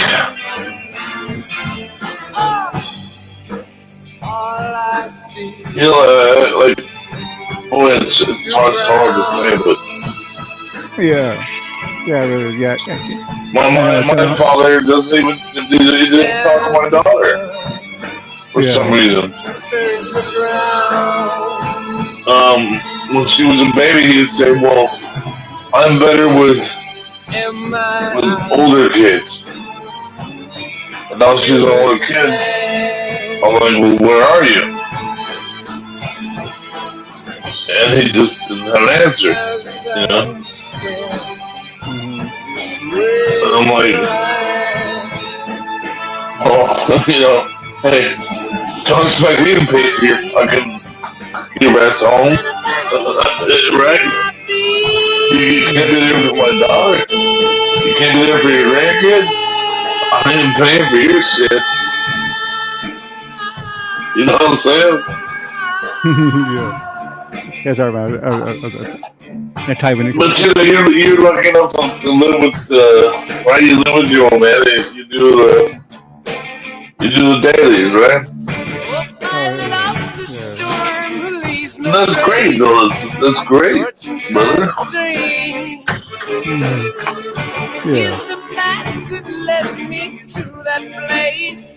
Yellow desert screen.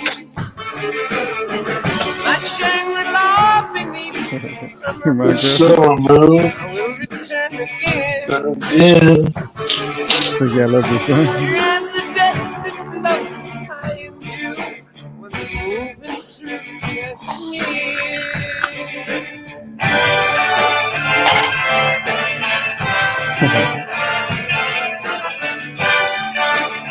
That's a good song. Yeah, it's probably one of my favorite songs from them. Didn't P. Diddy try to take this song? Say again? I think P. Diddy tried to take this song. Oh, really? Was that? Yeah, assholes. I think there was a version of P. Diddy and Jimmy Page. Google it. I'm telling you, there is a version of P. Diddy.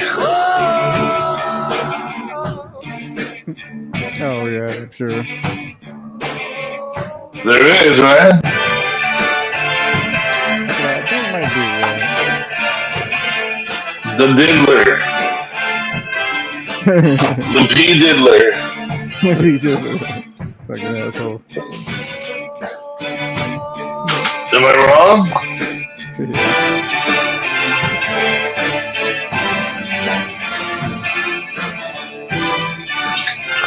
You know, that's another thing, you know. The government, you know. We couldn't be on the what's her name, Giselle? From the Epstein, we could be on the trial for Giselle, right? Yeah, I know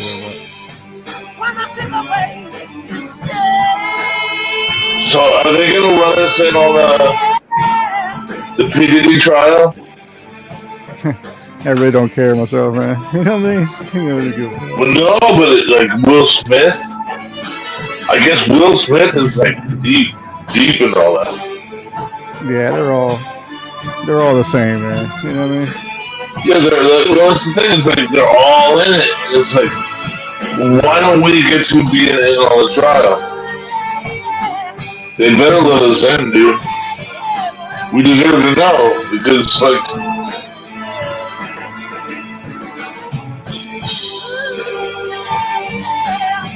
they own so much of the entertainment industry that, you know, we need to know what we can show our kids or we can't, you know? We deserve to know.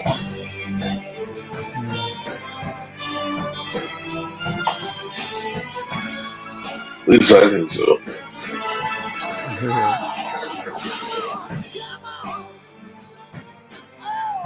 Yeah, I love that song. You know what's a good one from them? In the Light, that's a great one. Which one? From the box set, Friends from the box set. Yep,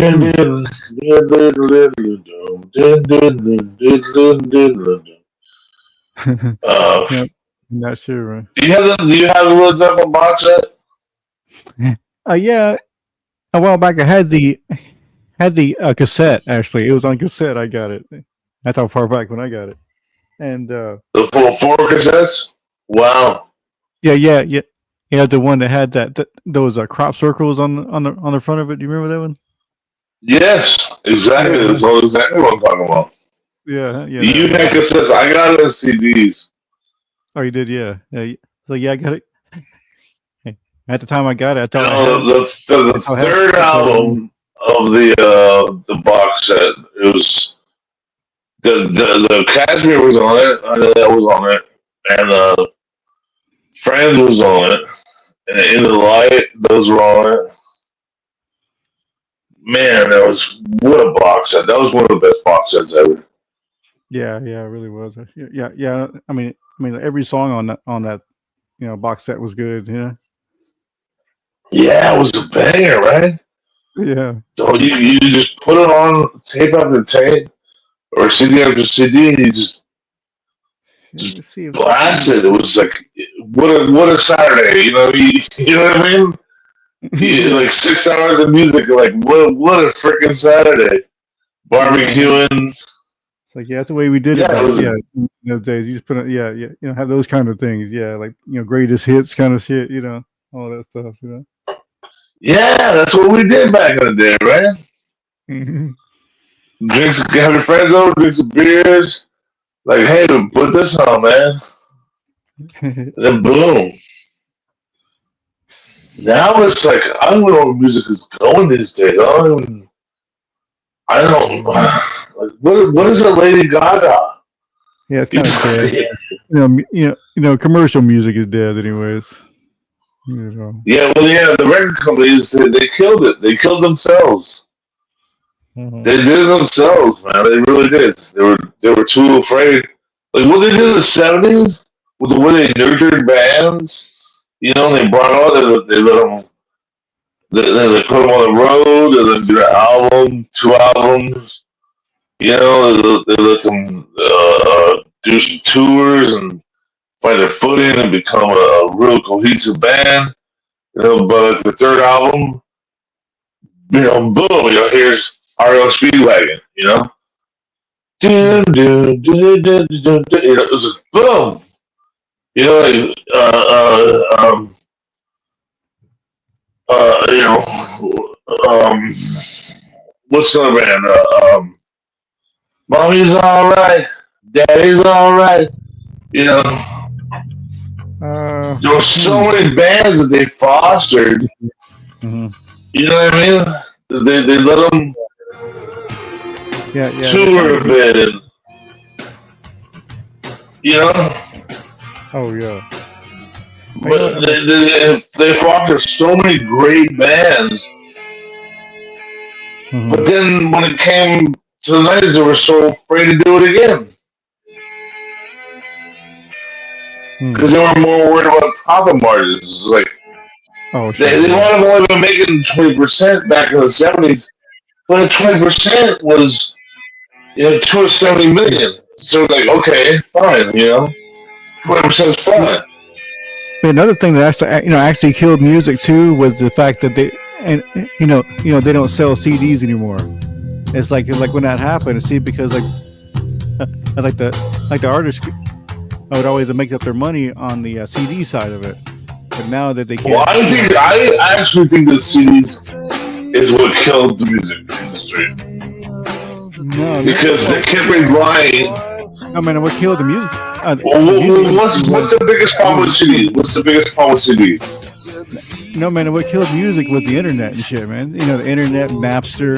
Yeah, but CDs have a certain sound quality that you can't download. And so the CDs, they do what? They scratch.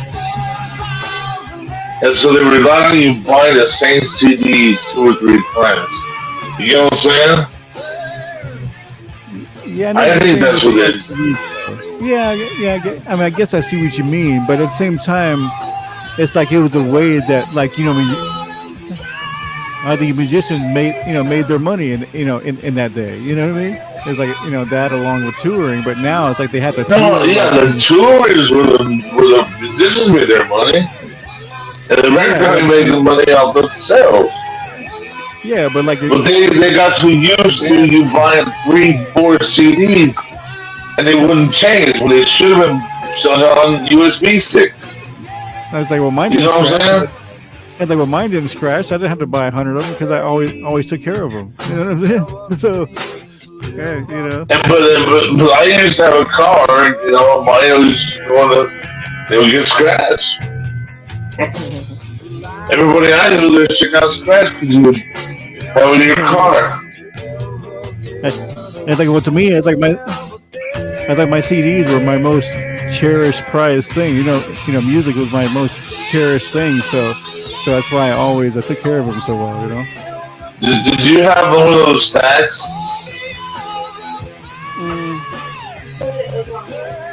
No. Did you have one of the like a 20 stack CD player in the back of your car? Oh, you mean like a? I have a 400 disc CD changer. Yeah, oh, you have a 400. Yeah. Well, that's what I'm saying. So you just never get scratched because they only go in on a player. That's what I'm trying to say, you know. You what? I mean, no. I missed you, man. Well, that's why you just never get scratched because you have 400 disc players. Oh yeah. Well, no, but this is I mean, and now I do. Now I do. I didn't always have this. I'm just. Back in the day, all I had was a Panasonic, single disc player, you know, and just my cases, you know, just the case with the CD, you know. And even then, we just had our, you know, it was in the desk. We'd take our CDs out. You take it out, and it would always get freaking scratched. So then you had to buy another disc. And that's what the record companies were relying on. That's why they love CDs, because they didn't care about the sound quality that you got. They cared. They was going to scratch you. You had to buy another one. What is you doing to scratch? Tick, tick, tick, tick, tick, tick, right? Tick, tick, tick, tick, tick, tick, tick, tick. I also too about the CD player too. It's like we had like a like a pretty decent CD player too. They would be, Yeah, you had to buy. Yeah, you had to have a nice CD player. Yeah, you had to buy a Sony.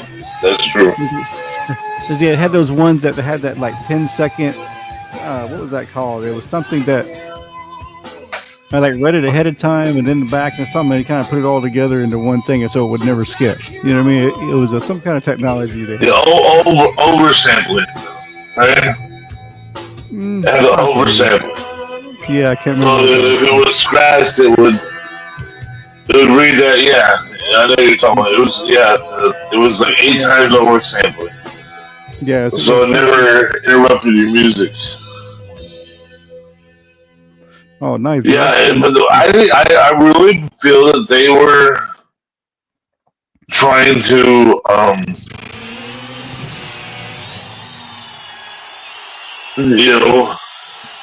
get by the fact that you would have to rebuy. Yeah, because they didn't give with vinyl. People put the vinyl until it wore out, and then people with cassettes. Yeah, cassettes weren't around that long, really. I have the same CDs that I got in the 90s, still today,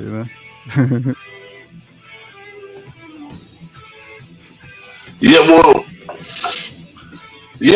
but I don't know. I used to drive around with my car, and they got plenty of them going scratch, man. We take them to the beach, They got scratched. Yeah. And my Walkman, or my Discman, and they got scratched. They just always got freaking scratched.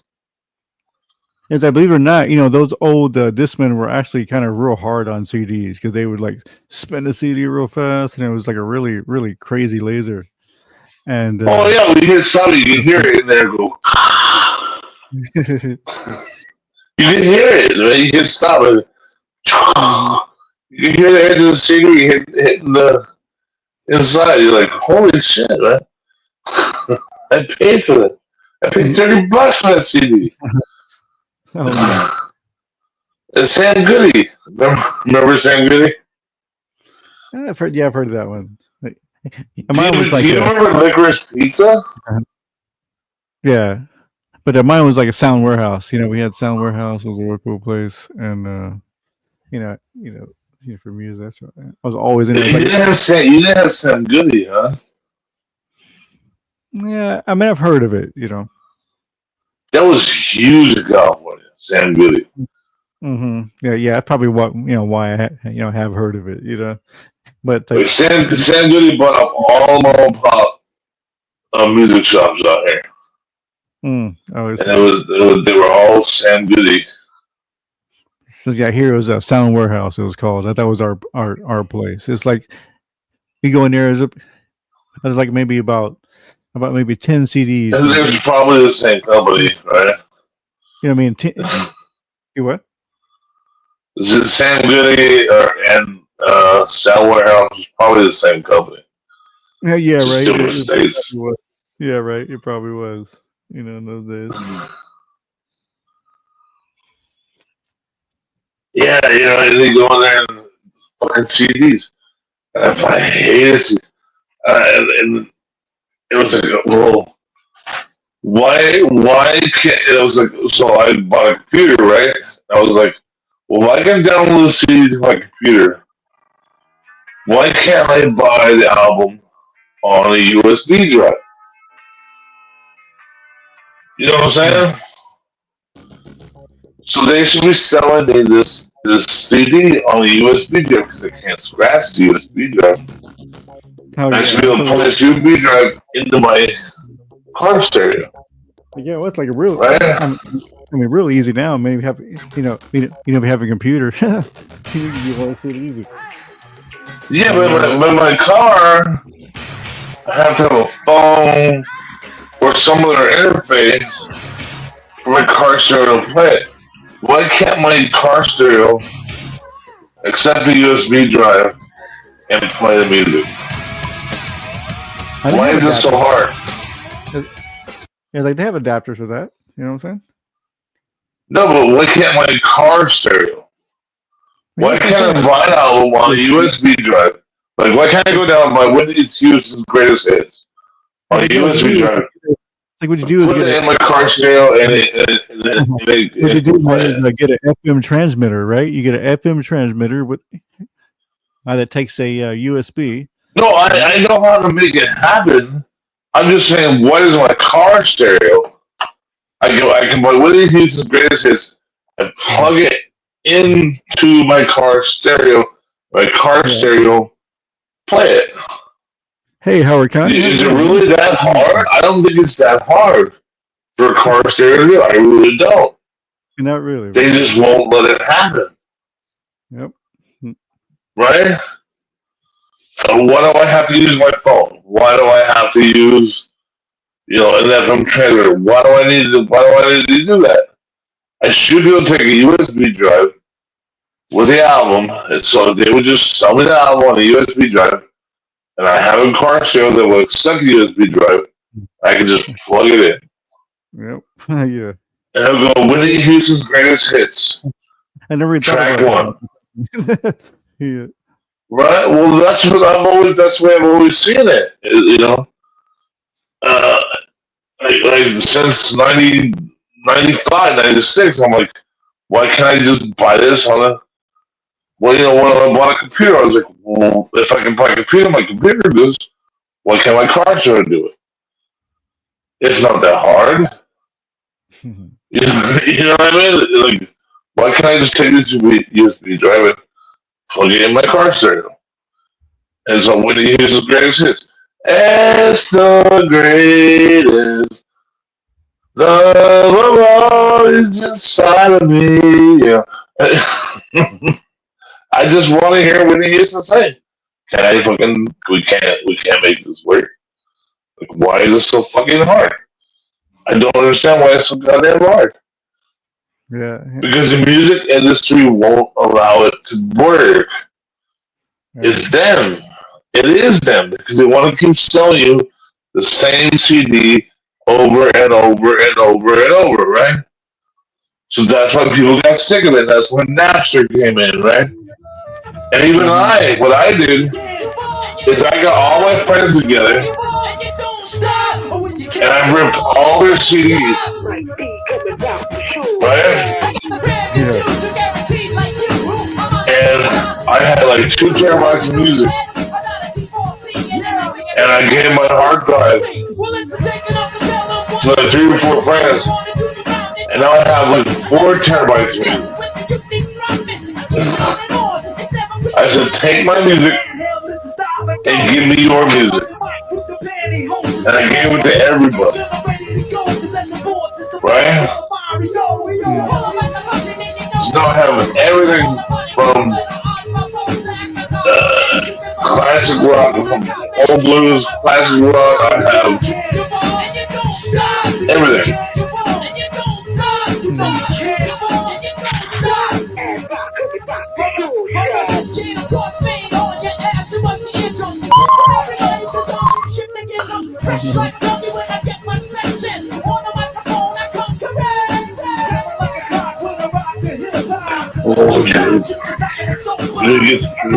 You're gonna get it, boys.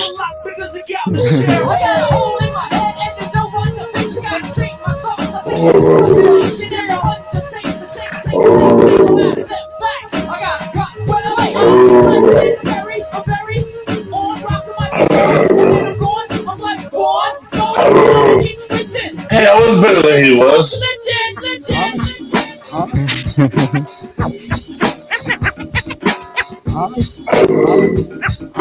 Oh, yes, indeed, it's fun time. Fun time. You can't and you don't stop. You can't and you don't stop. Oh, you can't and you don't stop. If you ain't coming rock the show, shine. I wanna say a little something that's all overdue. Yeah. Friends, I want to offer my love and respect to the Yeah, I got air. that Well, you one. say I'm 20 something that I should be slinging, but I'm working harder than ever. And if you call it back, it's over. Talking shit up on the couch and watching my TV. What's a good one that you know? Well, Let's see. What's that? You didn't know Stars by Home. Can you play that one? plug it in and we Play Stars by Home again. What's it called? Stars by Home. But keep the volume at easy level. Star by Home. Stars. STAR S Okay. by. Can't believe you never heard this song. I'm sure I have, man. But what's it called? I mean, who's it by? HUM. Okay. You played it earlier. Yeah.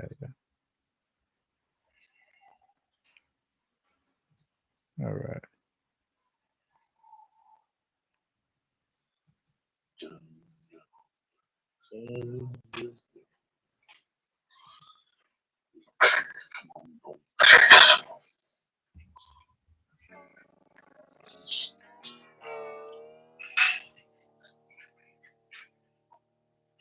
Yeah, I think it's Howard County.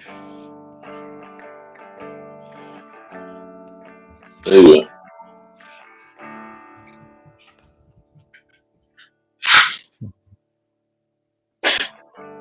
Kind of a slow starter, right? She's out back counting stars.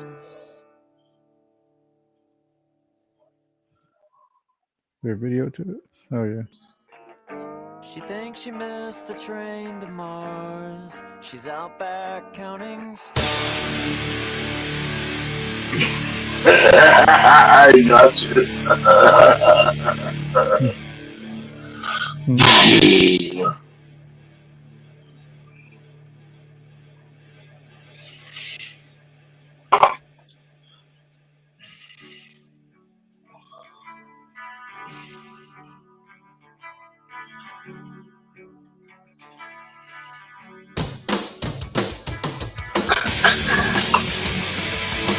The drummer is so badass.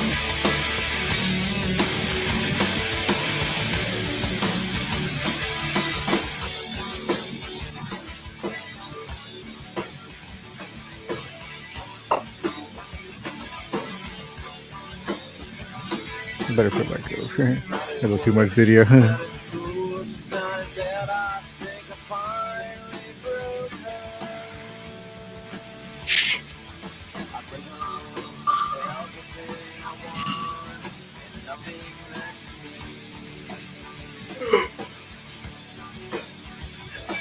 I thought she'd be there holding daisies. She always waits for me.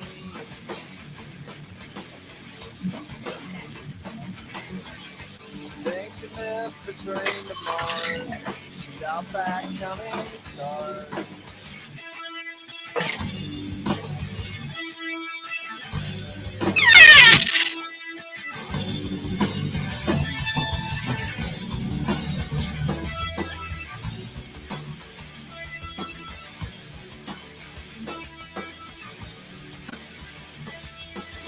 You never heard this song, man?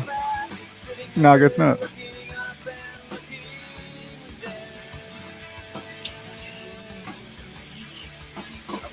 Instrumental is already interesting.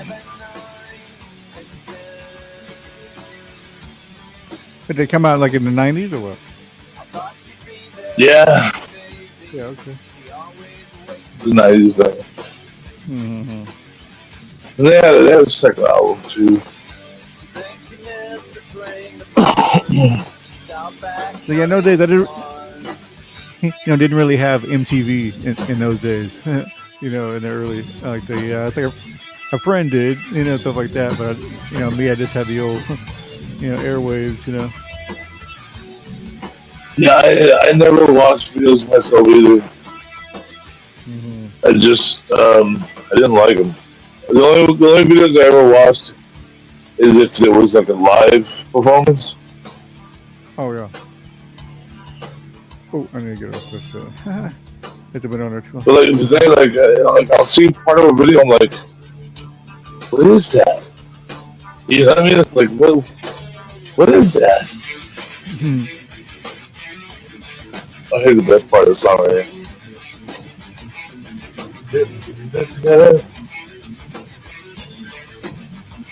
I remember when I figured out how to play that. I figured out how to play that part of the song. Oh yeah, that was cool.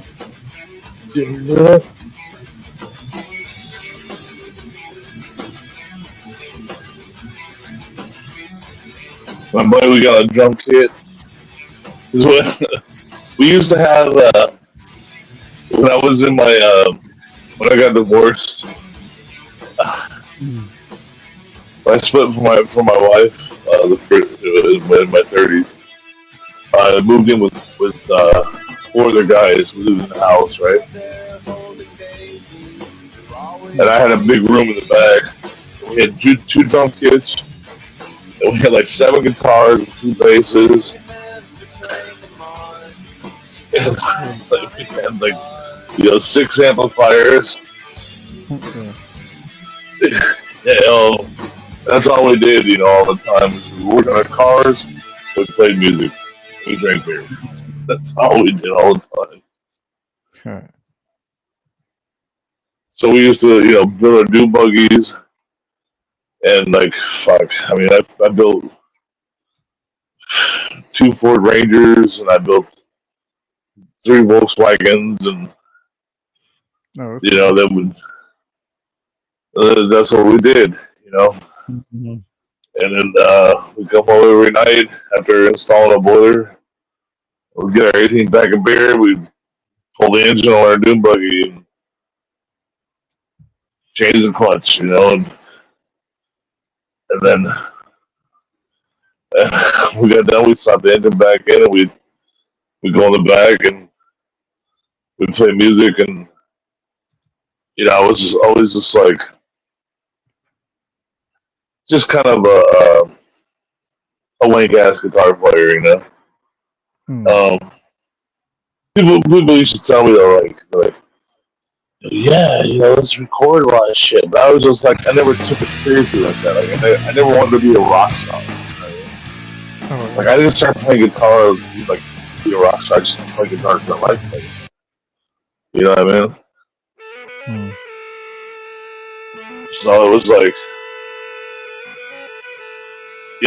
So then all of a sudden we had 2 drum sets. My buddy bought a drum set. I bought one off another guy for $100, and we had 2 drum sets. Oh yeah.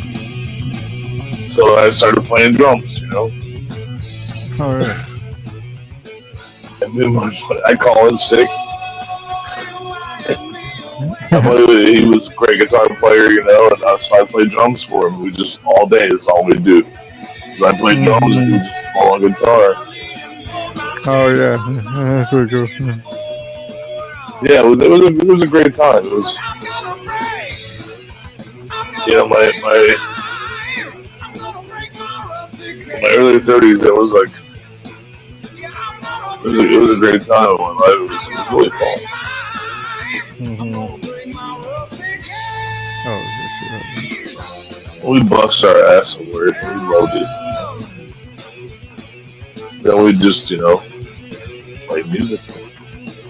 We actually had a fire pit in the driveway. We barbecue in the driveway every night. We were those people. But we were like the kings of the neighborhood because everybody knew we were watching. We were always on the lookout, So it came speeding through the neighborhood. We'd be like, hey, don't be an asshole.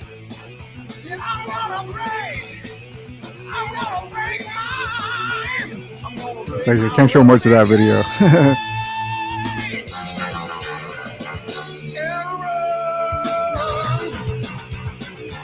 And that's when all this music was coming out right here.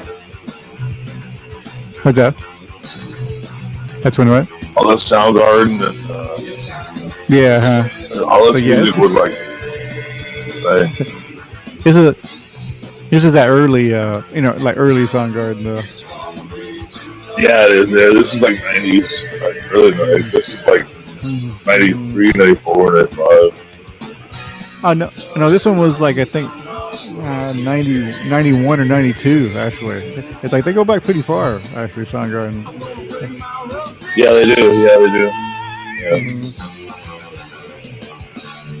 They were the first big grunge band to get signed, or what people thought of as grunge.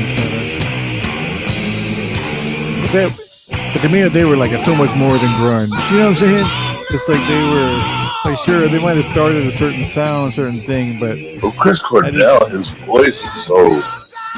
Yeah, just that voice. He was like a Freddie Mercury. He really was. He really had a thing. Yeah, it just overpowered. It like overshadowed the grunge label, you know. Yeah, he was really great. It's sad how he ended up. It was better than that. Yeah, really. Yeah, some weird. Yeah, Shame what weird happened. circumstance for that.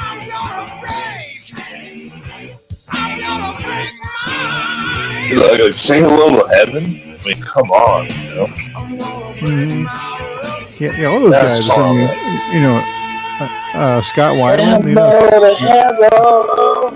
He was so great, that guy. What song was that? I'm sorry. Which one? Say Hello to Heaven. Chris Cornell singing that? I'm sorry. Which song was it again? I'm sorry. Say Hello to Heaven? Yeah, I guess I never heard of that one. It might have been. Was it Soundgarden or was it Temple of the Dog? Say Hello to Heaven. I just can't think. That was the band. It was Soundgarden and Pearl Jam together. Yeah. I remember that one. I just can't remember the song. It doesn't sound familiar. The song you're describing. Say Hello to Heaven. Yeah, Chris Cornell. On that song. Yeah, I guess. What a great song. I don't think I heard that one. Let me see. Let me check it out. Oh, you never heard that? Oh, you never heard that? Perhaps not. Yeah. Oh, actually, it actually is a Temple of the Dog. I guess. It's, it's Temple of the Dog, right? Okay. Yeah. See, I might not have heard that. Yeah, because I mean, them too. I love Pearl Jam and I love Soundgarden, but I didn't really like, them together in a way. It's like, especially, the one song, what's that one song that was just so popular? Hunger Strike. The Hunger Strike. Yeah, right. I'm going hungry. Yeah, it's just annoying, Yeah, right. It's like what the hell? I love Eddie Vedder, man, but that was a little much. Yeah, he's a social justice. What do you call it? He's an SJW, right? A social justice warrior, right? Oh, he was a Karen. Yeah. I've heard some things about him. I guess something there, but yeah. But at least he's always stayed true. He had, never sold out. I guess, but of course he sold out because he sold out on the first album was a sellout, right? Well, I don't know. The first album was. I used to listen to that over and over, man. Oh, sure, it was an amazing album. I just mean it was a first commercial. I really what I was saying. The drummer on the verses was. Oh yeah. God, that guy was. No, really, what I was saying is just how commercial that was for them. And that that album, it's probably their most commercial. Their most whatever. I'm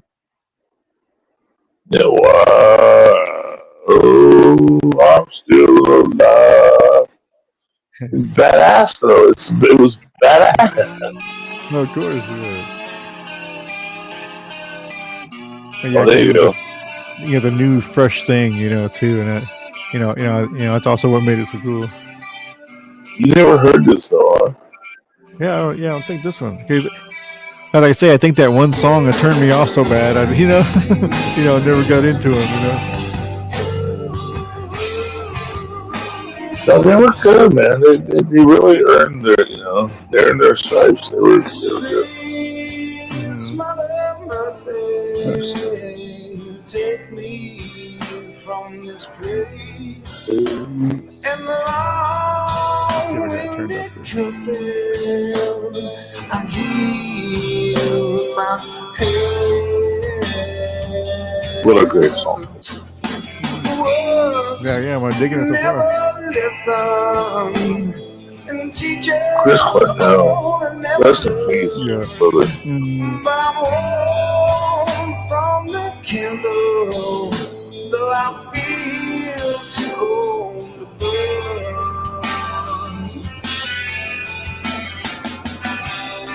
He came from an island and he died from the street.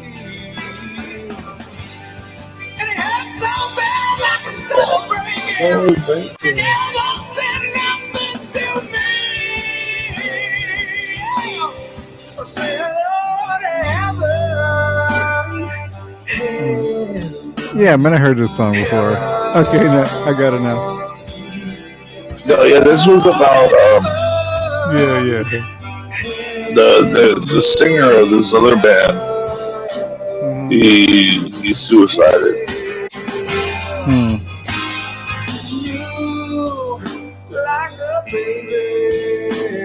They were Soundgarden and Pearl Jam. They both knew this guy. The sky was your playground, but the cold ground was your bed. Ooh, silver stargazer, she's got no tears in her eyes, but true like a whisper, singles love heals all wounds with time.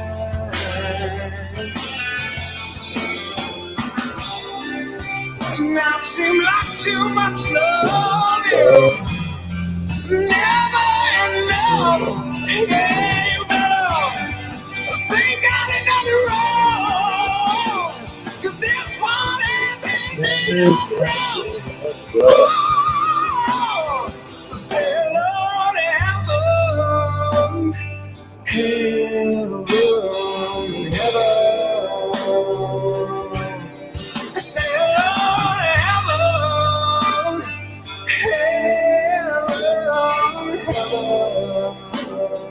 So good.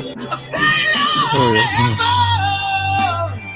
yeah.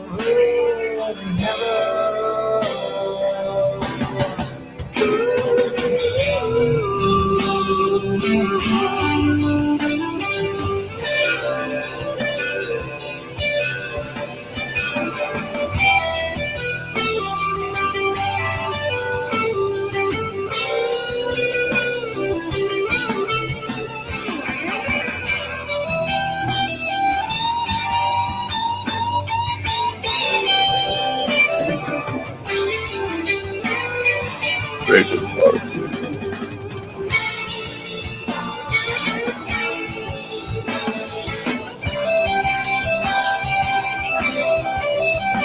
That's popular family right there.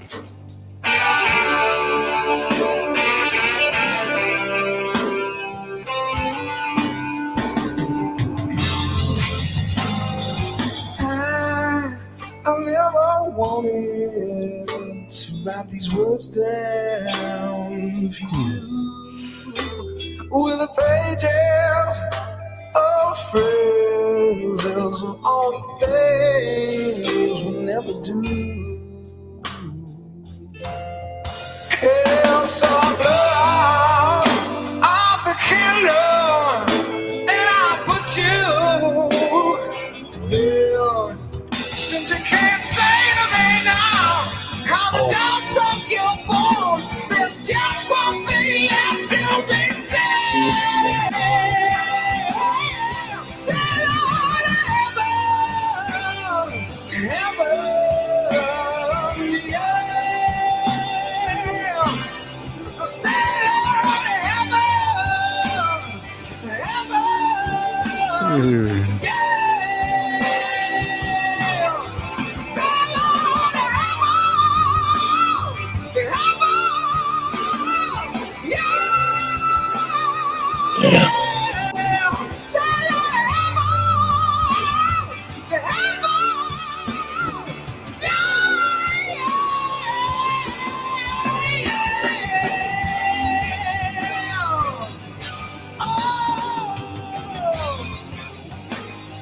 See what I mean? He's like a pretty mercury of his time. You know what I mean?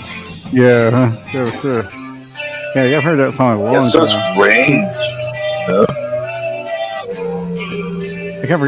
I forgot about that song. Yeah, definitely. Hey, Sean Little, what's up, man?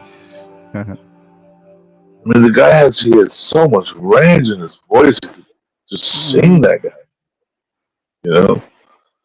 And that's the voice vocal is the hardest instrument of all.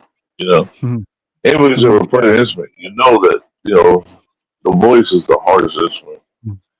It's like it requires such commitment. You know. Mm-hmm. Yeah. So Hey, Sean.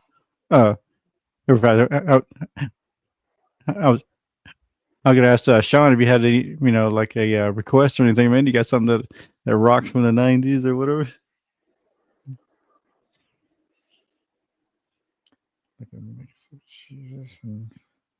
Jesus. Give me a good one, Sean. Yeah, man, you got something? Something that really cooks. I thought of what was that? Sean Little, man. How you doing, brother? Back to the Future. It's JT. You know me, JT 8000. You know me. Hey, we all know JT. Sean Little, man. Yeah, Sean Little. Dude. I see him with some of these chats, man. But yeah, man, we just jamming out over here. Just see what else we got going on. You don't know who else knows? John Mayer. Yeah, I know him. People think he's just some pop guy. He is the one. John Mayer is a monster guitar player. If you know guitar, John Mayer, he's a beast.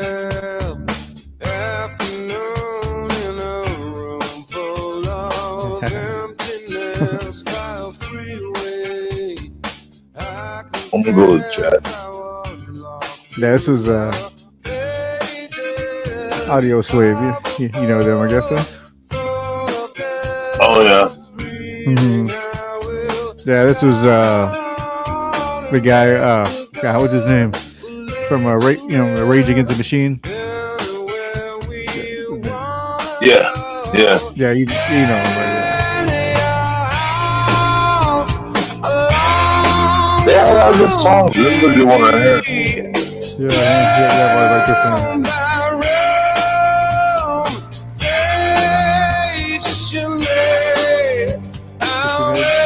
Chicken head. Hey, what's good? That's something badass, man.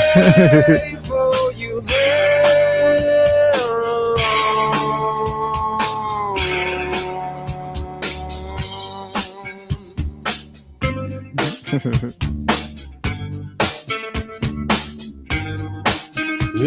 never saw Audio Slave, but I did see when Rage got back together with the original singer for the first time.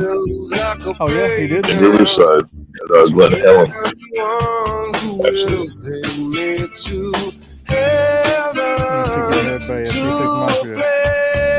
Hey, check it out, man. I'll play it.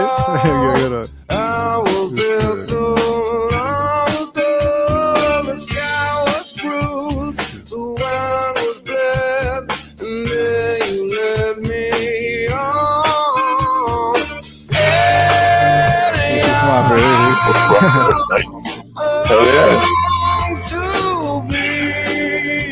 yeah. Yeah, I'll play it after this. Yeah. Patiently, I'll wait for you there, like a stone. Yeah, what a shame. Wait for you there, alone.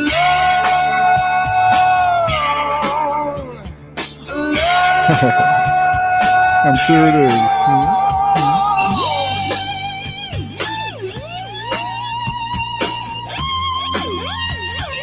But Cobain,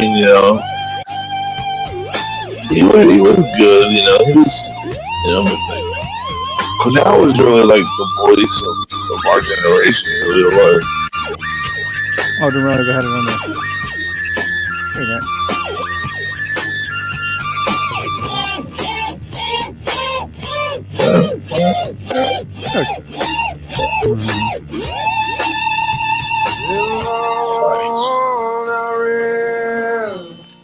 Until the day was gone, and I sat in regret of all the things I've done, for all that I've blessed and all that I've wronged.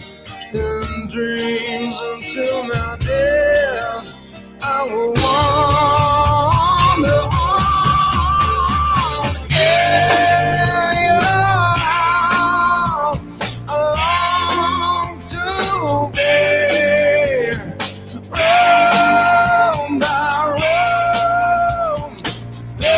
You know what else was bomb too was Who's that? Chop Suey. Who was that man? System of a Down.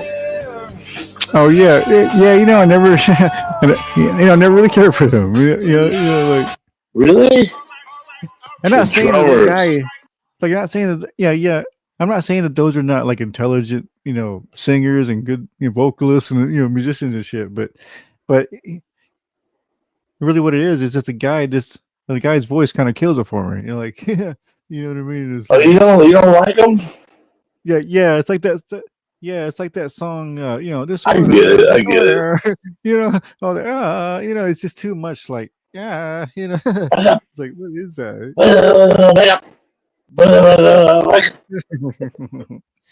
Yeah, the music was just like, it was undeniable, man. And I actually got to see them live, and it was just like, damn, they bring it. They would bring it, man.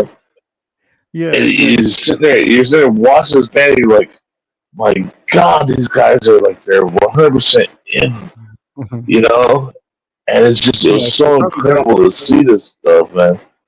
Yeah, probably better live for sure. I mean, always my favorite shows and best things are always live. I mean, for sure, Always. Yeah. There's a few though. I heard this one guy say he went to a Slipknot, concert one time. It's like, man, it sounds terrible. It sounds like everything, it's like, yeah, I wasn't a big fan of it. When I saw him live, it was like, damn. The stupid mask. They was wear those stupid masks and all that shit, right? Yeah, but the videos. But then you saw them live, and you were like, "Fuck, these guys! They bring it, dude. They just get on stage and be like, boom, here it is." That's what I'm saying, man. That's what I'm saying. Somebody told me one time that they went to a Slipknot concert, and they were like, it just kind of sounded hollow, and it sounded kind of whatever. And I told them, yeah, because a lot of their stuff is probably kind of pre-rendered, I guess. Before that, I don't know. I don't know what it was, or maybe the show he went to, or maybe he went to one of the original. Like myself, I've been to a couple shows where it's like it's like the early days, and but it's still a great show, Yeah, it's always different when you see a band live, and then some bands, you see them live, and you're like, okay, that's cool. But some bands, when they get on stage, they just got that energy, And they rock your fucking ass off. Here goes to Sean's request. Chicken heads. Oh, this one, yeah. Chicken heads. Chicken heads. Chicken heads. I remember this. Chicken heads. How much you ever heard it? How much sure. Ain't got no hair in bag. Let me turn it up a little bit. Your hair is messed up. Need to get out. A hustle mission. Get up on loop. Run to beautician. Run game until the game is gravy. That don't mean skin. Cheap for the baby. On the stalk for a bootleg. Pretty walk, giving out head. Ain't a thing. Eat a chicken wing. Got some gold teeth at the club. Try to shake that thing. Try to get a piece of chicken. Always into some guns. Should have paid your light bill. You bought an outfit, stay at your baby house. Keep a smart mouth. It's Project Pat, Memphis 10 represents the South. So pass the JoJo, and we gon' stay chicken. Full of that mo-mo. Holla at a chicken. Chicken. Now I want to hear some Warren G. Chicken heads. It's more what? Chicken heads. Warren G. Oh yeah, okay. With them in the bass with the treble. Yeah, oh yeah, that's a regulator, right? Chicken heads. Yeah, I got that one on. What? Yeah, you like my outfit. Don't even make a deal. I thought you said you had your girl on the light bill. Always in my face, talking this and that. Girl, I had to buy some rims for the Cadillac. You ride clean, but your gas tank is on me. Be stepping out, ain't got no decent shoes on your feet. That's just the beater, bro. You don't know what you're talking about. Anyway, them new Jordans finna come out. Hate to see you in the club. You're mobbing with a mug. No way that you riding with your boy, you're nothing but a scrub. But he was with me. That's when you hate. Cause when I got up on your friend, you damn. Oh yeah, man. Good I so did in our face, drinking on the yak. Not full of goals, but your tail with some Tic Tacs. What you need some gum? Breath like some thunder. What you looking at? I don't want your phone, no. Oh, please, what else? Chicken heads. Chicken heads. Chicken heads. Chicken. Now these chicken heads, these boys just platinum it's white gold. See them 20-inch Pirellis roll, man, think they both. Dodging all my foes, riding caddy trucks with DVDs. A flock of bras follow me from the club to break their knees. Knowing it's all I want straight out the club, the rest they smelling right. The last thing on their man is freshen up, it's going down tonight. Weave in their head, weed in their purse, still cross. Baby seats all across the back with clothes in the trunk. I've been known to hold my own, I've been known to ride on chrome, I've been known to pimp a platinum watch with the diamond stones. I'm the fool supplying the dope, I'm the fool supplying the blow. I'm the player who got you chicken heads knocking at my door, telling me that you digging me, telling me I'm your man to be. Girlfriend, it's gon' cost a fee. Get your rags and work the streets, pay your boy and make me rich. So we keep the switches lit, give me fees, we count them G's, cashing in from all you chicks. Chicken heads. Chicken heads. Chicken heads. Chicken heads. Chicken heads. Chicken heads. Chicken heads.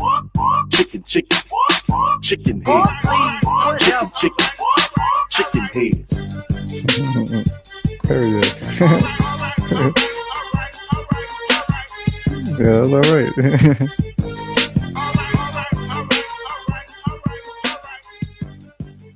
Yeah, right. Yeah, that's good. Regulators.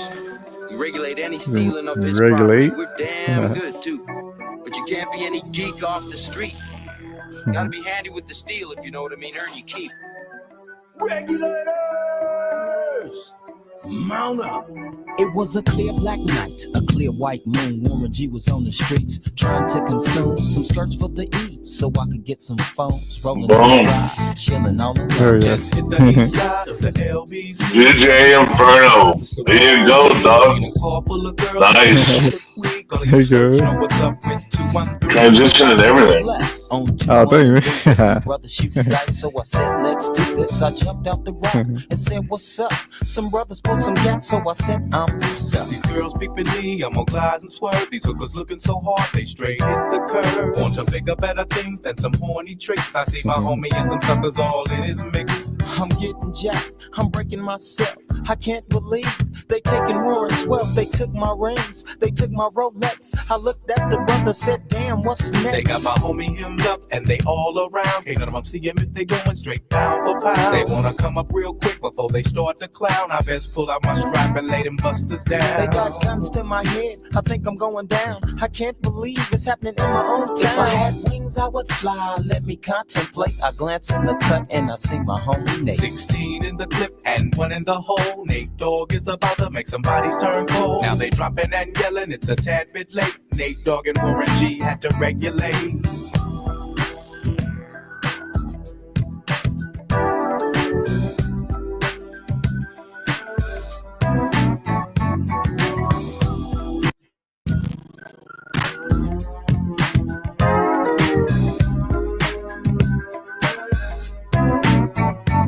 I laid all them busters down, I let my explode. Now I'm switching my mind back into freak mode. If you won't skirt, sit back and observe. I just left a gang of over there on the curb. Now they got the freaks, and that's a known fact. Before I got jacked, I was on the same track.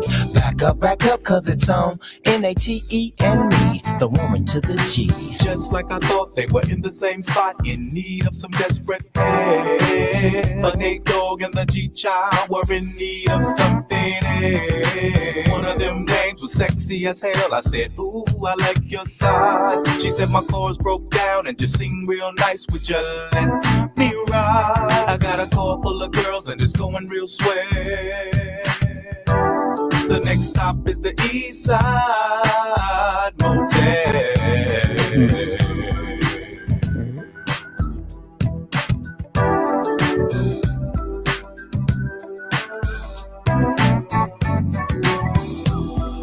I'm crip walking. Keep talking, sheep walking, yo. I'm tweaking into a whole new era. G-Funk, step to this, I dare ya. Funk on a whole new level. The rhythm is the bass and the bass is the treble. Chords, strings, we brings melody. G-Funk, where rhythm is life and life is rhythm. If you know like I know, you don't wanna step to this. It's the G-Funk era, funked out with a gangster twist. If you smoke like I smoke, then you like every day. And if your ass is a buster, 213 will regulate.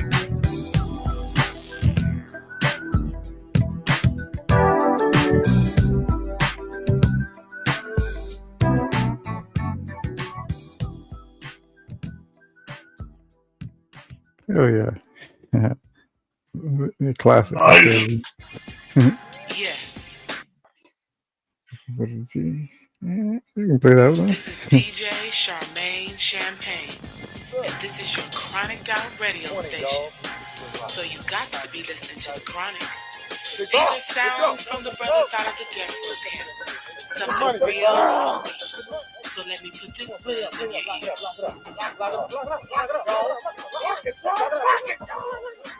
Come on in, baby. Hey, Snoopy! Why you running, huh? Hey, I done told you kids about running this damn house. You break up, you know you can't pay for it. Hope you picking them up to find a job. Yeah, we're going to work so we can grow up and be just like you. Hey, y'all going to the picnic today? Yeah, thought you knew. Hey, Snoop! What up? Hey, something I heard you know I missed the bomb. 1, 2, 3 into the 4. Snoop Doggy Dogg and Dr. Dre is at the door, ready to make an entrance, so back on up. Before I have to pull the strap out the cut, give me the microphone first so I can bust like a bubble. Compton and Long Beach together, now you know you in trouble, cause ain't nothing but a G thing, baby. Two loped out G, so we crazy. Death Row is the label that pays, man. Unfadable, so please don't try to fake this. But back to the lecture at hand. Maybe I'm banging it. I thought I was. Or used to be. I don't know. Perspective. And before me, they got a trick. I have to find a contraceptive. You never know, she could be earning her man and learning her man, and at the same time burning her man. Now when she burning, I'ma chill for a minute, cause ain't no loving good enough to get burned while I'm offended. Yeah, and that's realer than real deal, Holyfield. And now you hookers and hoes know how I feel. Well, if it's good enough to get off a proper chunk, I take a small piece of some of that funky stuff. It's like this and like that and like this, and it's like that and like this and like that, and it's like this and like that and like this, and Drake creep to the mic like a fan. Well, I'm peeping and I'm creeping and I'm creeping. Yeah, man. Is they getting getting a bit late for you? But about that time or what? You've never been on a ride like this before. With a producer who can rap and control the maestro at the same time. Oh, me? Yeah. What's up to you, man? Okay, yeah. No, it's fine. I got a little bit. You know what I mean? Yeah. Lately I've been going to bed so early and shit lately, so that's kind of been an old man lately. But no, like I say, I got a little bit about 30 minutes. I'm just listening because you're banging it, man. You're doing the inferno. Oh yeah. Sure. I was making sure I wasn't, also dragging you on. I wasn't sure what you're doing either. So, just making sure too, No, I'm just going with it. I'm just rolling with it, man. I like it. Right on. When it's time to wreck a mic, pippin' holding like a grip like my name was Dolomite. Yeah, and it don't quit. I think they in the mood for another one of those G hits. So Dre, what up, dog? We gotta give them what they want. What's that, G? We gotta break them off something. Hell yeah. And it's gotta be bumpin', city of Compton. It's where it takes place, so I gnash your attention. Mopping with the dog pound. Wow, wow, wow. Dropping the funky tracks is making the suckers just mumble. When I'm on the mic, it's like a cookie, they all crumble. Try to get close and you're bound to get smacked. My little homie Snoop Doggy Dogg has got my back. Never let me slip, cause if I slip, then I'm slipping. But if I got my Nina, then you know I'm straight tripping. And I'ma continue to put the rap down, put the Mac down. And if your woman wanna trip, I have to put the smack down. Yeah, then you don't stop. I told you I'm just like a clock when I tick and I talk. But I'm never off, always on to the break of dawn. See you when you win in the city they call Long Beach. Putting it straight together like my homie DOC. No one can do it better like this, that, and this, and it's like that and like this and like that, and it's like this. And we ain't got no love for dogs. So just chill till the next episode.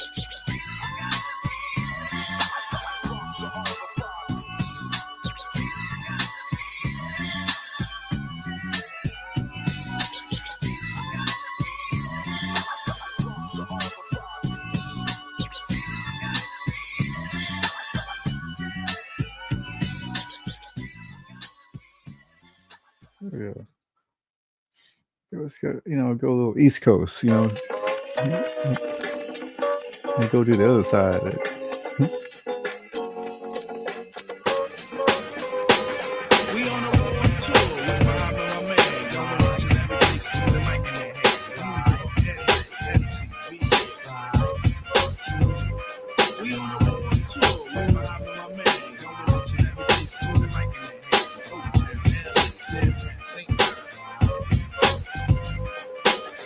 Give your ear so I be sublime. It's enjoyable to know you in the concubines. Niggas, take off your coats. Ladies act like gems. Sit down, Indian styles, we recite these hymns. See, lyrically, I'm Mario Andretti on the Momo. Ludicrously speedy or infectious with the slow-mo. Heard me in the 80s, JV's on the promo. Am I never in the quest to get the paper on the caper? But now, let me take it to the Queen side.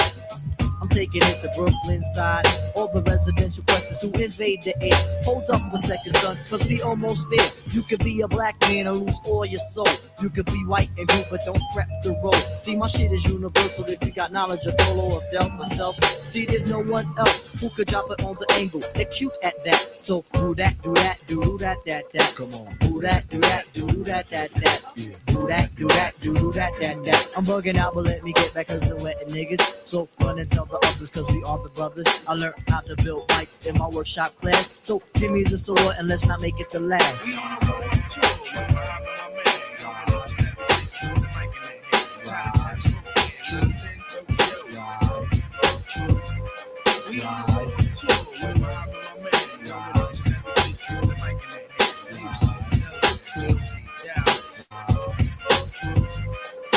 Back in 89, I simply slid into place. Buddy, buddy, buddy, all up in your face. A lot of kids was busting rhymes, but they had no taste. Some said Quest was whack, but now is that the case? I have a quest to have a mic in my hand. Without that, it's like Kryptonite and Superman.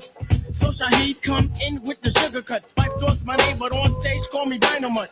When was the last time you heard the Fife sloppy? Lyrics anonymous, you never hear me copy. Top notch, baby, never coming less. Sky's the limit. You got to believe up in Quest. Sit back, relax, get up off the path. If not that, here's the dance floor. Come move that ass.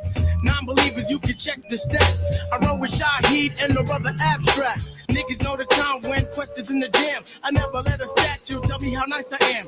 Coming with more hits than the Braves and the Yankees. Living mad fat like a oversized man. B, the wackest crews try to diss it makes me laugh. When my track record's longer than a DC-20 aircraft. So next time that you think you want something here, make something different, take that garbage to St. Elsewhere.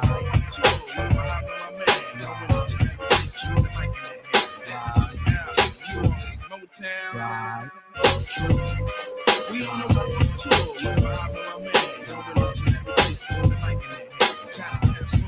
London, Tokyo. We on the road to my man, going each and every place, true, the mic in their hand. Houston, Delaware, DC, Dallas. We on the road to my man, going each and every place, true, the mic in their hand. New York, NC, VA.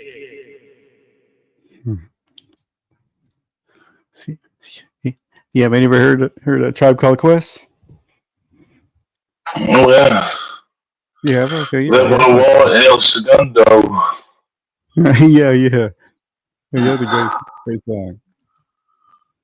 Remember Digital Underground? Sure, yeah. Mm-hmm. When it was for a big, while, it's like a pickle. Around like 93 and 94, I got real into East Coast rap. A friend of mine was from New York, and so I got real into it.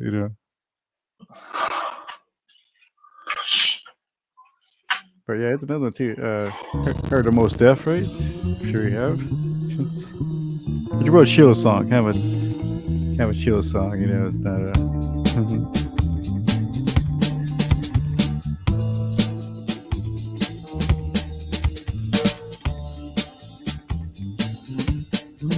I remember this one. Yeah. How I feel right now. Yeah. I don't want to take no time to write this down. I want to tell you how I feel right now. Hey, tomorrow may never come. For you or me, life is not promised. Tomorrow may never show up. For you and me, this life is not promised. I ain't no perfect man, I'm trying to do the best that I can with what it is I have. I ain't no perfect man, I'm trying to do the best that I can with what it is I have. Put my heart and soul into the song, yes. I hope you feel me from where I am to wherever you are. I mean that's the city. Tomorrow may never come. For you and me, life is not promised. Tomorrow may never appear. You better hold this very moment very close to you right now. Very close to you. Right now. So close to you. Right now. So close to you. Don't be afraid. let it shine. My homie said, shine your light on the world. Shine your light for the world to see. My homie said, shine your light on the world. Shine your light for the world to see. My homie said, shine your light on the world. Shine your light for the world to see. My homie said, shine your light on the world. Shine your light for the world to see. Sometimes I get discouraged. I look around and things are so weak. People are so weak. Times I feel like crying. Sometimes my heart gets heavy. Sometimes I just wanna leave and float away. Sometimes I don't know what to do with myself. Passion takes over me. Feel like a man going insane. Lose my brain trying to maintain things. Hey, hey, hey, hey. Put my heart and soul into this, y'all. I hope you feel me where I am, so wherever you are. Sometimes I don't want to be bothered. Sometimes I just want to quiet life. Me and my baby, me and my lady. Sometimes I don't want to get into snowball. Sometimes I don't want to get so dark. Sometimes I just want to be a man. Homie said, shine your light on the world. Shine your light for the world to see. My hobby says, shine your light on the world. Shine your light for the world to see. I'm on black people. My dreamer says, shine your light on the world. Shine your light for the world to see.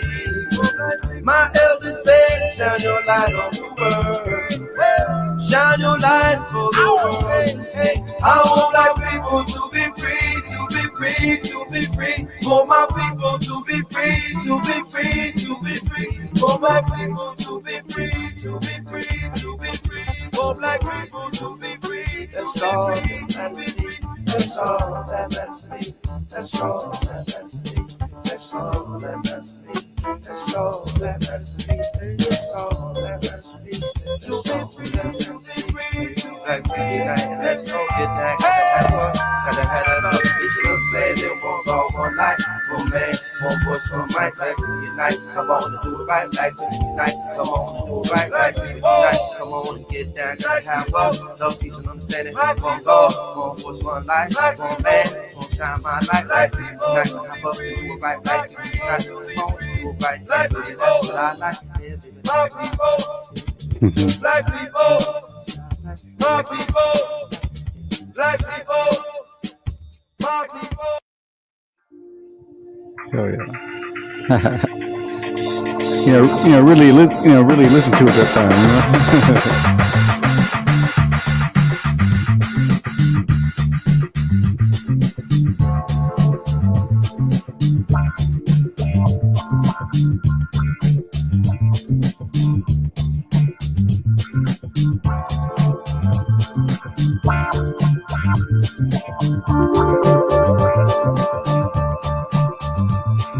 Something a little different. I thought we'd get, a little hip hop out. This is Thievery Corporation.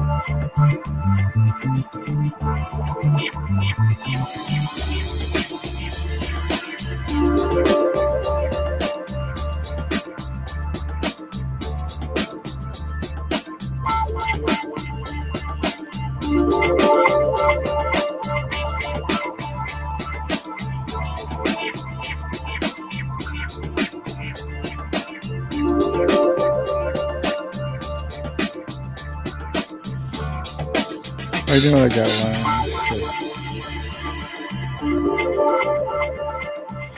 Here we go. What about this guys? That guy's nice classics for you.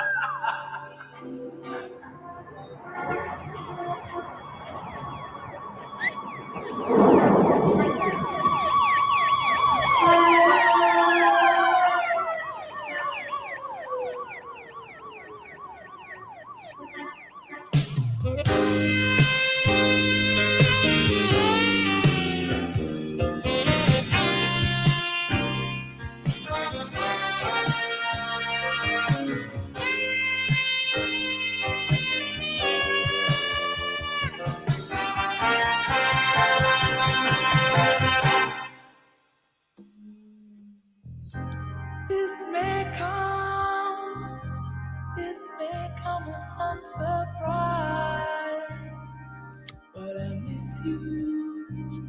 I mean, you like that show, Damon, or what? Yeah. Just want to make sure, you know. All of your lies, but still I miss you. Taste my love, but it doesn't feel like mine.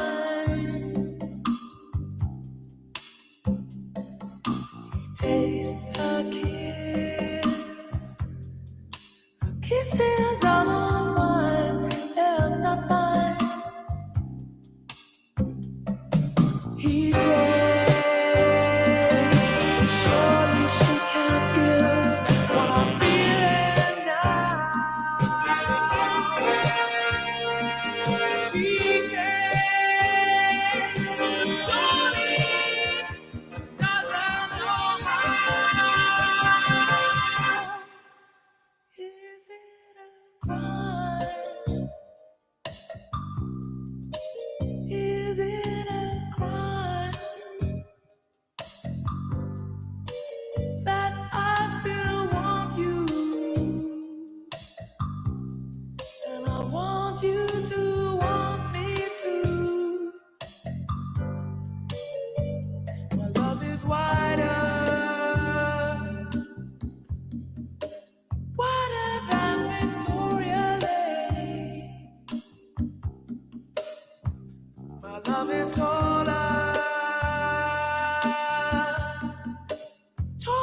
than the Empire State. It dives and it jumps and it ripples like the deepest ocean. I can't give you more than I. Surely you want me back. Is it a crime? Is it a crime? I still want you, and I want you to want me too.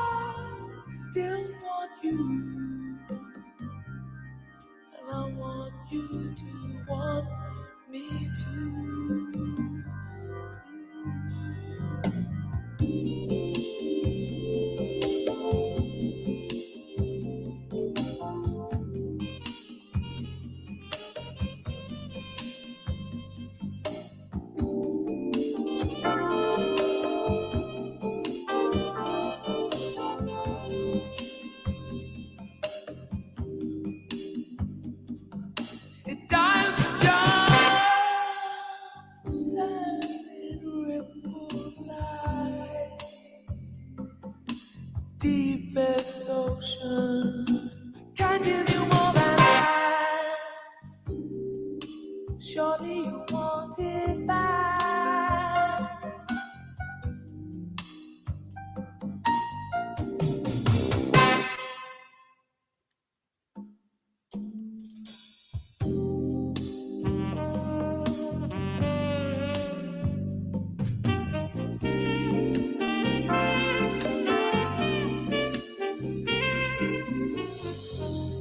Tell me,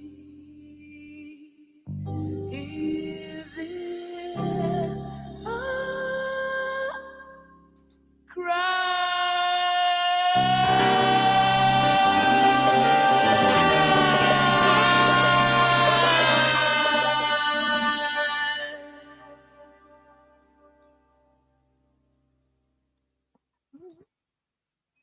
There we have it. Mhm.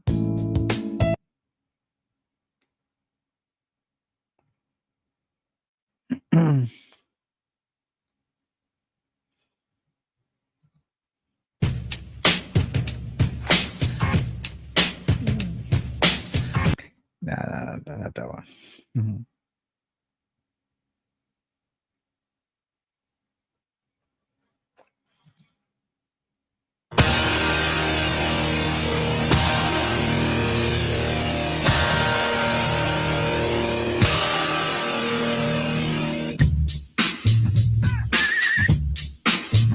I checked the remix out, man.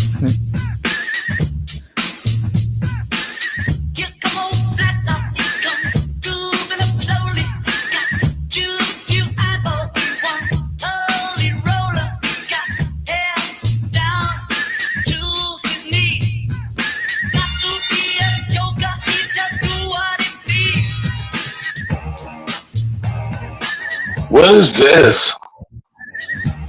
Oh, there you are. Hey, like 1 second, man. Like, hey, like, why do all these up here? See, 1 second, buddy. Oh wait, I'm gonna try it. I kicked the wrong one. I'm gonna try. Oh, that? I say again. Oh, yeah. This is a yeah. Sorry, man. I was trying to get all these things cleared up.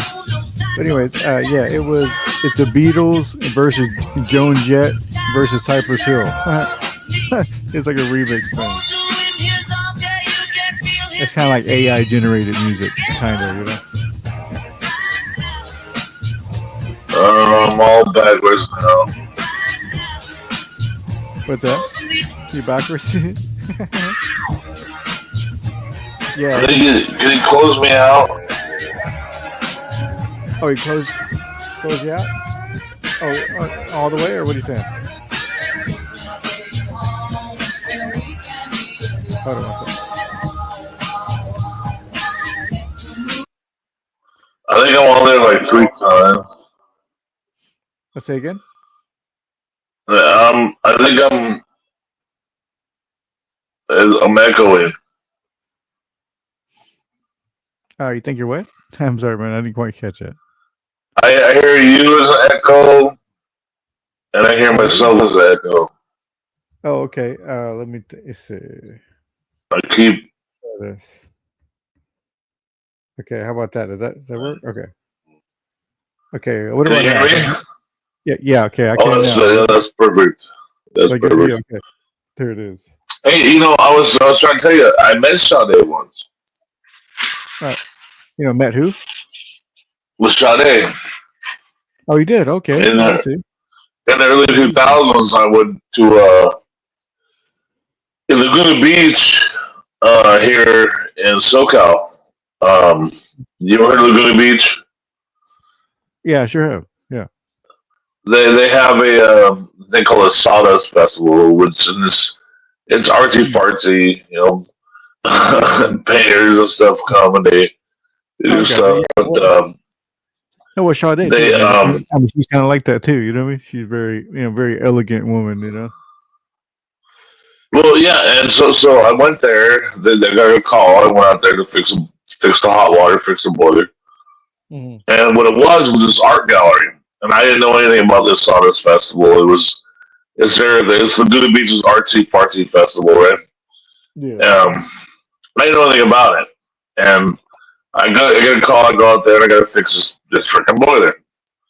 I got to get them hot water.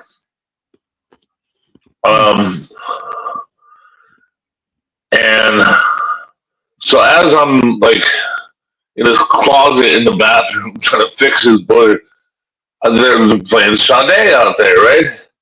So I go out there, and they got on all the walls. They had TV screens in this big room with a big dance floor, and they're working out this lighting stuff.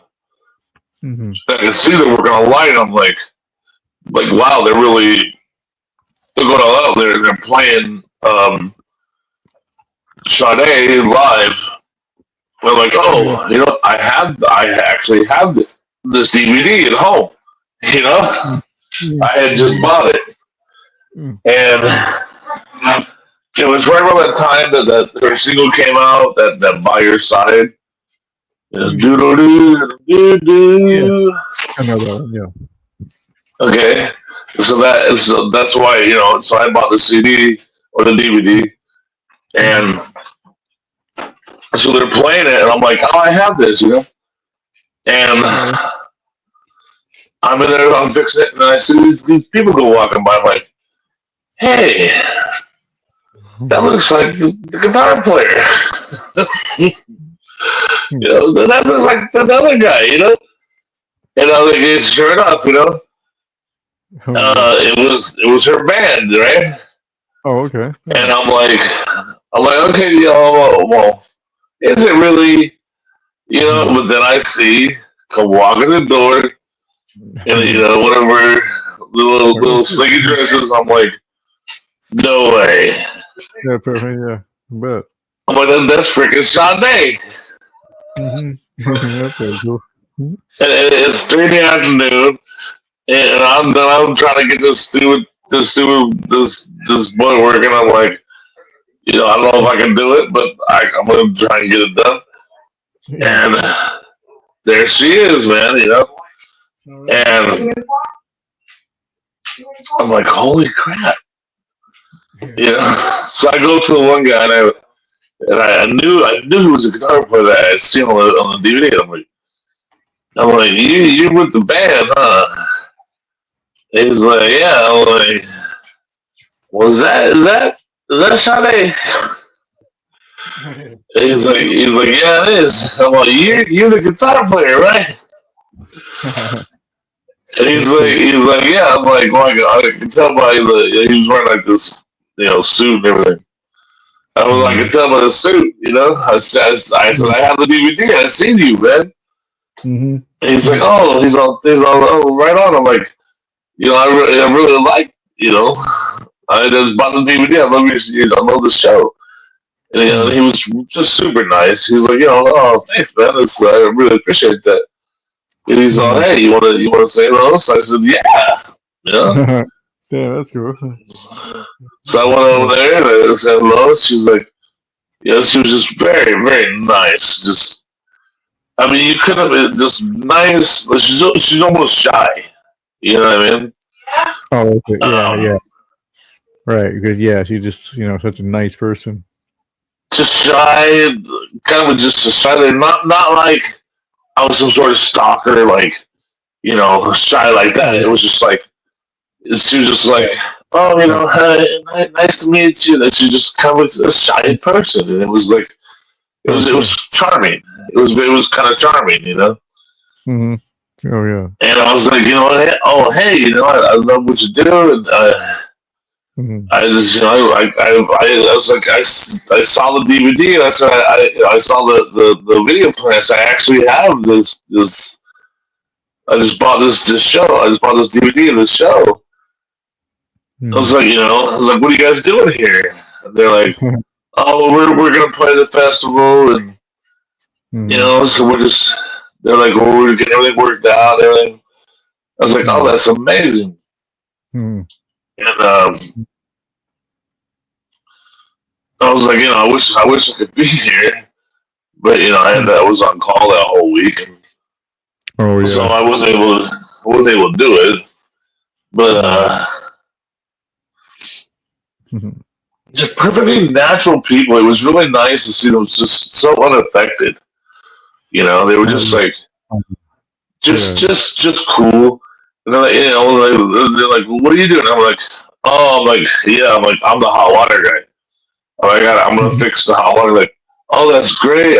She's like, I would love a hot shower. And I'm like, right on. I'm like, what do you mean? And the guitar player, he's like, we're staying upstairs, and they were actually staying upstairs. So that's why I was there to fix the boiler, because the apartment upstairs needed hot water. Oh yeah. It's like, hey, we better fix this here. Yeah. Right. Yeah. So I was like, you know what? No worries, I'll get it running. And I remember I ended up like changing the pump, and I had to like do a little plumbing and shit. But it was like, it was just, it made it such more of a pleasure to just get the job done, because it's so unaffected of normal people, and it was, you picture, you think, well, she's a freaking rock star, but she was just, they were just so gracious. They were just like, hey, okay, so I got the job done, and I washed up and everything. They're like, hey, stick around. You want a drink? And I was like, no, I can't have I can't do that. I'm working, Yeah. And they're like, hey, you want something to eat? Like, well, And I was like, well, and they brought me over some stuff, and I had a sandwich and stuff, and I stood there with talking with the musicians and stuff for another half hour, and I was like, I gotta head out, but thanks for being so nice and everything. And it was really cool. They were just good people, So every time I watch that DVD, you know what I mean? It's like I have that to go along with it, Oh yeah, think about that. Yeah, but that's pretty cool. They were just cool, unaffected people, because you would think that, and I used to work in a lot of people's homes when I in my career. I used to work, all through Hollywood, and like the producer of The Matrix. I worked at his house. He was a dick. You know what I mean? I worked with the Sam Walton's daughter, who owns, she's one of Sam Walton died, Walmart, right? Okay, yeah. And she's married to the guy who owns Lowe's, and he owns the Rams, right? And they were always assholes. Yeah, I worked at their house in Bel Air, and they were just freaking assholes. And I worked, the Bayer, the daughter, the granddaughter, or the great granddaughter, whoever.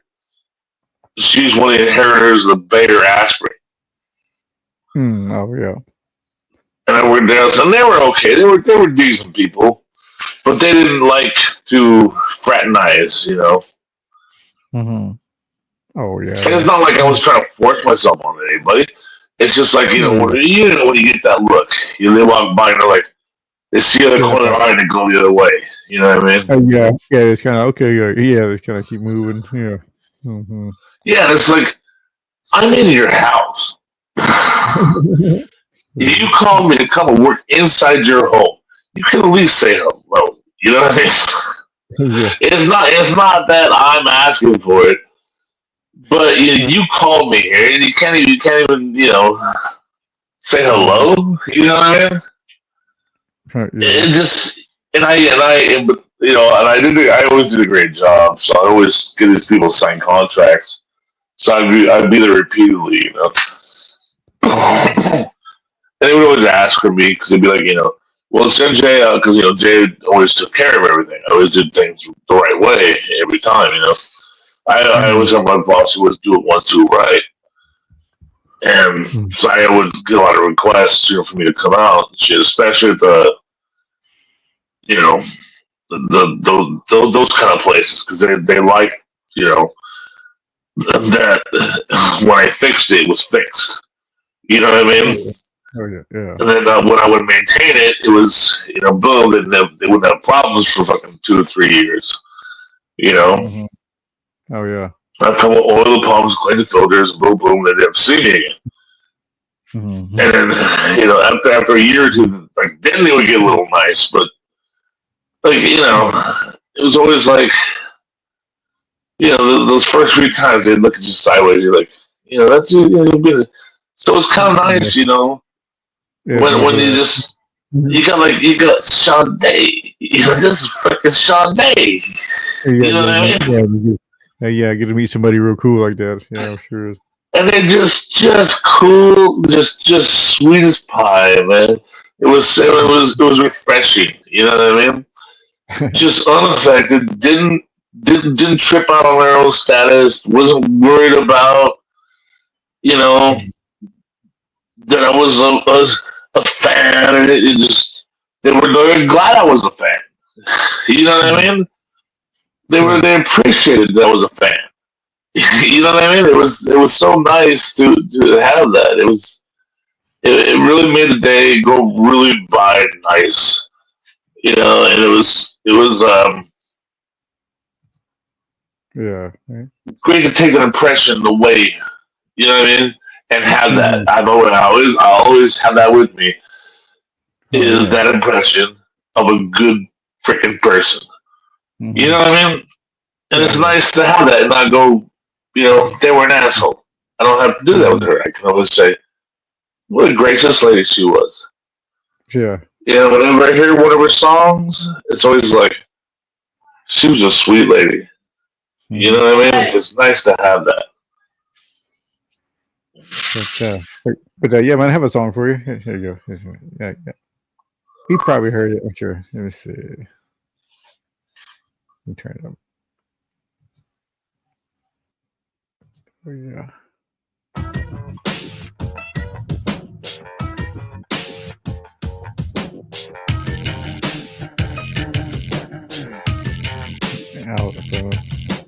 Johnny's in America, your tricks at the wheel.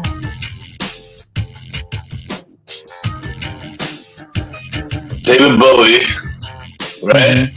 Yeah. And like, I'm Afraid of Americans? Yeah, that's it. Yeah, that's it. Yeah! Reeves Gabriel on guitar. We use what's that? You use Gabriel? It's Reeves Gabriel, right? Reeves Gabriel on the guitar. I'm not quite. No, it's not. I say I'm not quite hearing you, man. Say again. I'm saying Reeves Gabriel on guitar. I think I got his name right. Oh, I got you. Oh, as far as is that David Bowie's band or is that or what? Yeah, David Bowie's guitar player at the time was Reeves Gabriel. No. Well, I mean, possibly. I mean, myself, I don't really know him, that good. I just know the few songs I was into. Oh, I don't know either, but I just happen to know this one. This one here, I mean, it's possible. I guess he's playing in this one because this is also like behind him is Trent Reznor. Did you see that? It's like him. Oh. Yeah. For Nine Inch Nails, that's him right there behind him. So he has a. So in the background, you can hear the Nine Inch Nails influence, and then you get David Bowie singing. Yeah. On top. Mm-hmm. So yeah, that's what this song was. I remember this album. Yeah. Oh yeah. I better not play that too much. 1 second. I bet you he was a nice guy too. About what? I bet you David Bowie is a nice guy too. If I would have met him, I bet you would be a nice guy. Yeah, for sure. I think he was. Yeah, he was considered a pretty nice guy. I believe. Yeah. Johnny wants a brain. Johnny wants to suck on the coke. Johnny wants a woman. Johnny wants to think of a joke.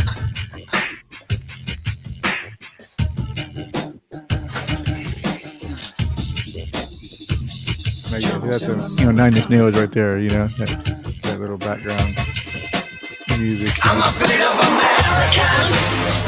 I'm afraid of the world. I'm afraid I can't help it. I'm afraid I can't. I'm afraid of Americans. I'm afraid of the world. I'm afraid I can't help it. I'm afraid I can't. What year was this? 2000? No, it was like 94, 95, something like that, I think. I believe. Yeah, let's see.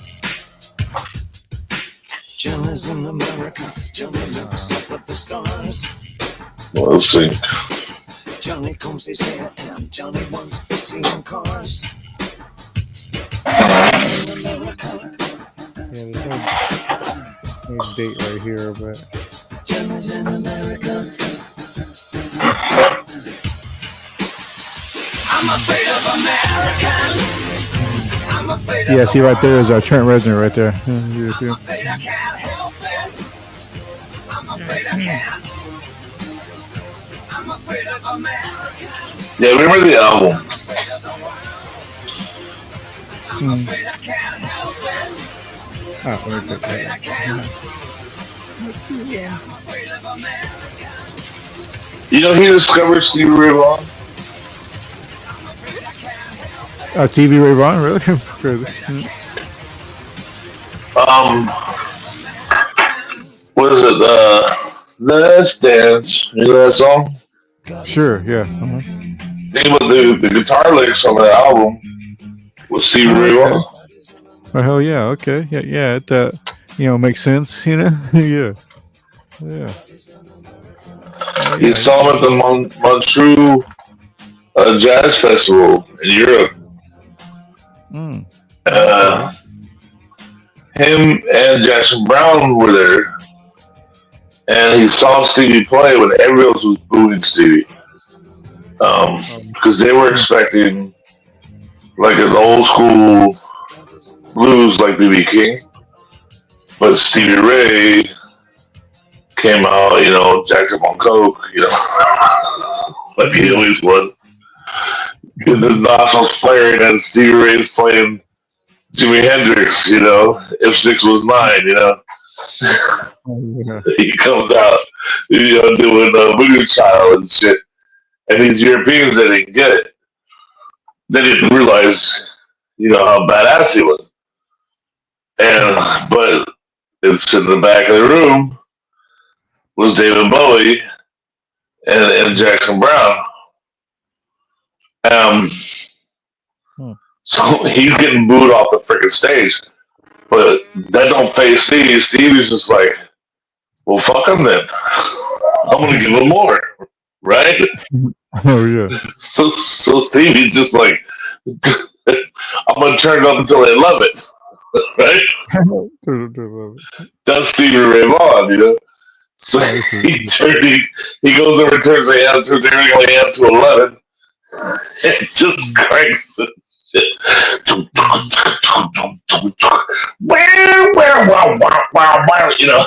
He's doing it all, He's playing with his teeth, he's playing behind his head, he's playing behind his back, He's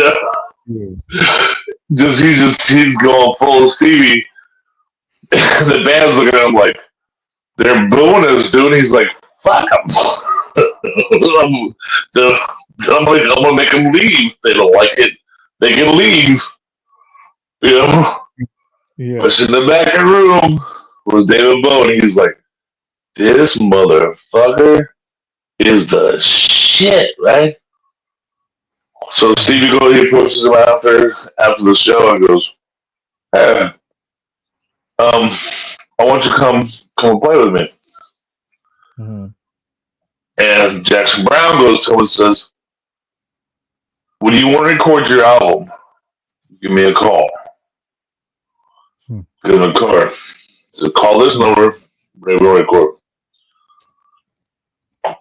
So he leaves the festival, flies with David Bowie, goes and records, the whole the dance to my blue suede shoe, the whole David Bowie album, right? Mm-hmm. He's the guitar player in the whole album, and not a lot of people know that.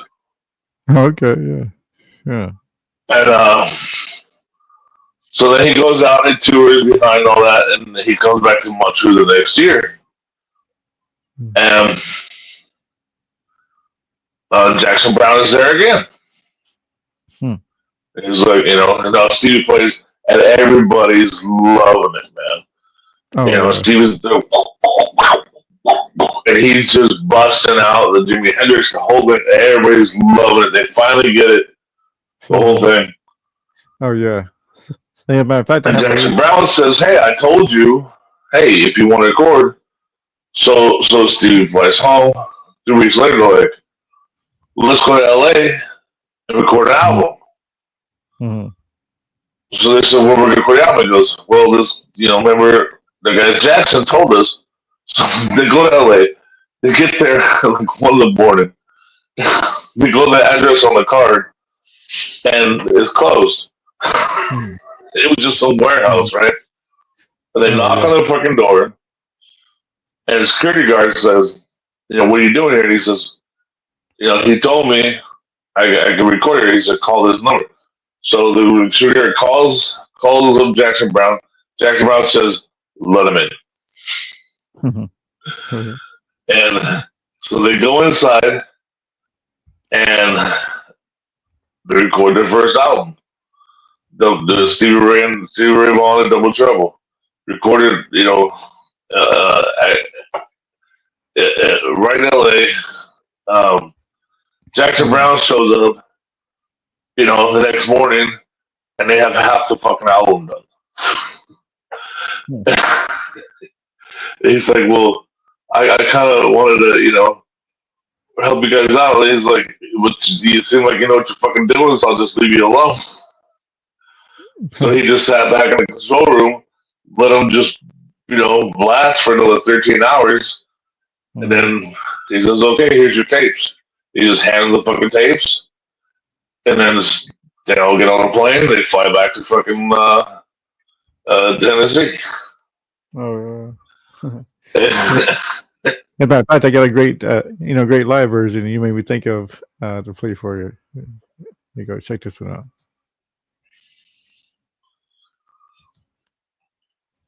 Turn it up here. Mm-hmm.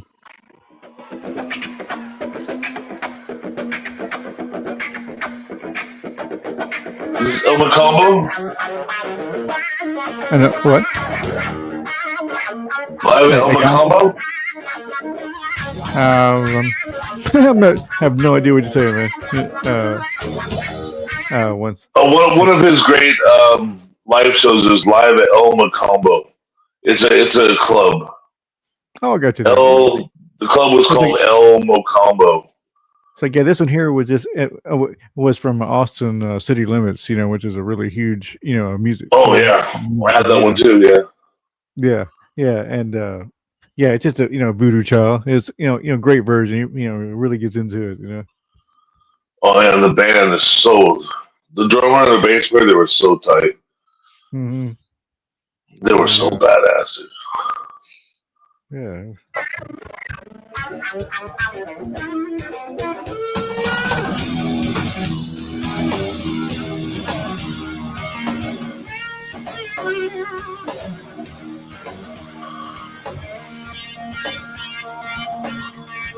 Oh yeah, look at him. Look at him. He's on it. Let me see his number. Old number one right there. The guitar is insane. Oh yeah.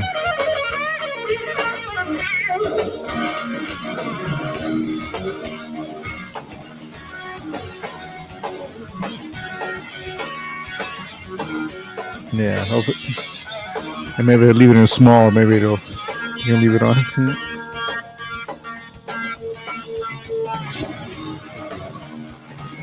I mean, that guitar was so beat.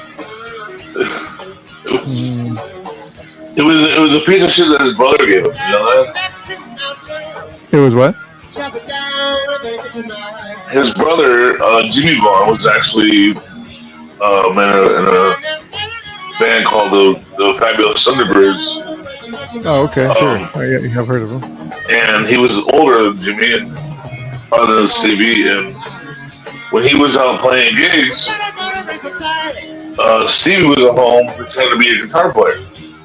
Oh, okay. And he was like 13, 14 years old. He was like, I'm gonna be a guitar player too. Oh yeah. Okay. So Jimmy gave him that beater of a guitar. Mm-hmm. He got it from his uncle or something and said, "Here you go, Stevie." And, I mean, look at how beat up that guitar is. Oh yeah. You know, it was just a piece of crap, but it was Stevie's number. They called it number one. Yeah. It was his first love. He had a couple of guitars. He had a yellow one he called Butter. And he had a red one that he named after his wife. I forget what the name of it is. So he's the part like the best part right here, man. Kind of coming up, you know.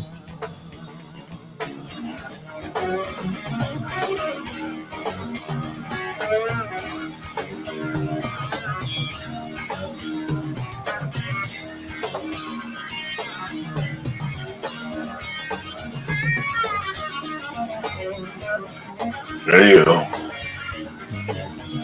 But yeah, I just do that so I don't get, taken down.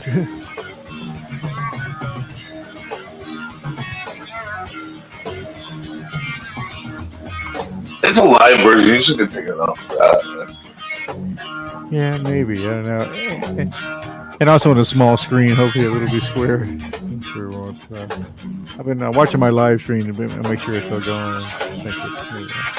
So far, so good. God He's got the right hand of God. Yeah, well, you know, for a guitar player, it's not all the left hand. You really, it's your right hand that makes things better. And if you ask any guitar player which hand would you want to be better, they'll always tell you the right hand. I want my right hand to be better. The hand that picks, the picking hand. I see, yeah.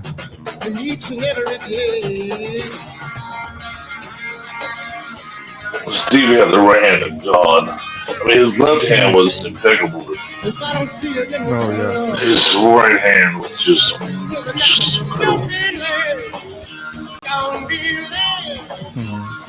I'm a voodoo child. God knows I'm a voodoo child.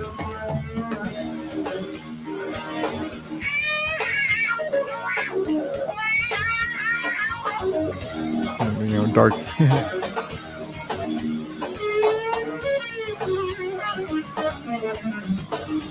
God, it's in his house.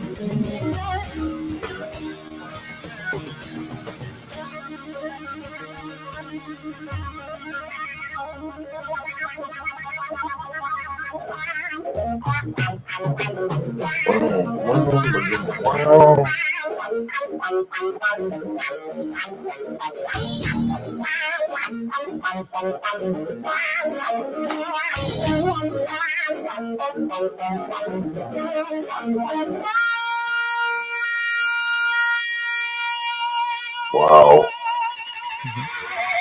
What a guitar. You can't get this without any guitar. Oh yeah. Not even for Stevie Ray. That's a magic guitar. It's one of the few magic guitars. Oh yeah. Yeah, there are some guitars that are just magic. Yeah, there's a certain, it's perfect, in They just sustain. They just sustain and hold those notes. They're few and far between. Oh yeah. I've built lots of guitars in my life, dude. And I know. I had one. It got stolen a few years ago. Yeah. The guitar would just sustain. It was a Les Paul. I don't know if you know what Les Paul is. Yeah, I do. It's like, yeah, I have one. What about? Yeah. I mean, yeah. It This thing would just. It actually started out as it was a Gibson. You know what a Gibson is? No, I guess not. I don't know. No. A Chinese Gibson, but it said Gibson on his side. It was made in China, but it said Gibson. That's funny. Yeah. We call them Gibsons. Yeah. It was a piece of crap. I paid $300 for it. Mm-hmm. But when I got it, I saw the neck and the body. The way that it was made, it was the same block of wood.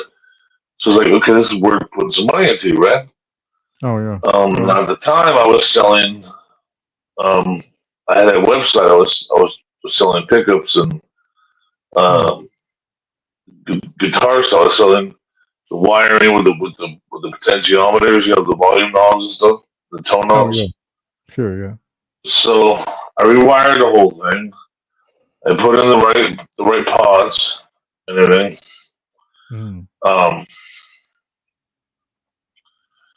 And I wired a 50 style, and I had handmade pickups. And I put them in there, and then, but it was the overall the guitar was made shoddy, so I had to pay like $400 to get the frets leveled, and the neck straightened out right. But once I did that, like boom, the guitar was just fucking perfect. And I had a bone nut put on, which is at the top of the neck, where the strings come where the tuners are. There's a thing called a nut, where the strings come over the fretboard. So I had a bone nut put in there, which is an old school thing. Oh, I see.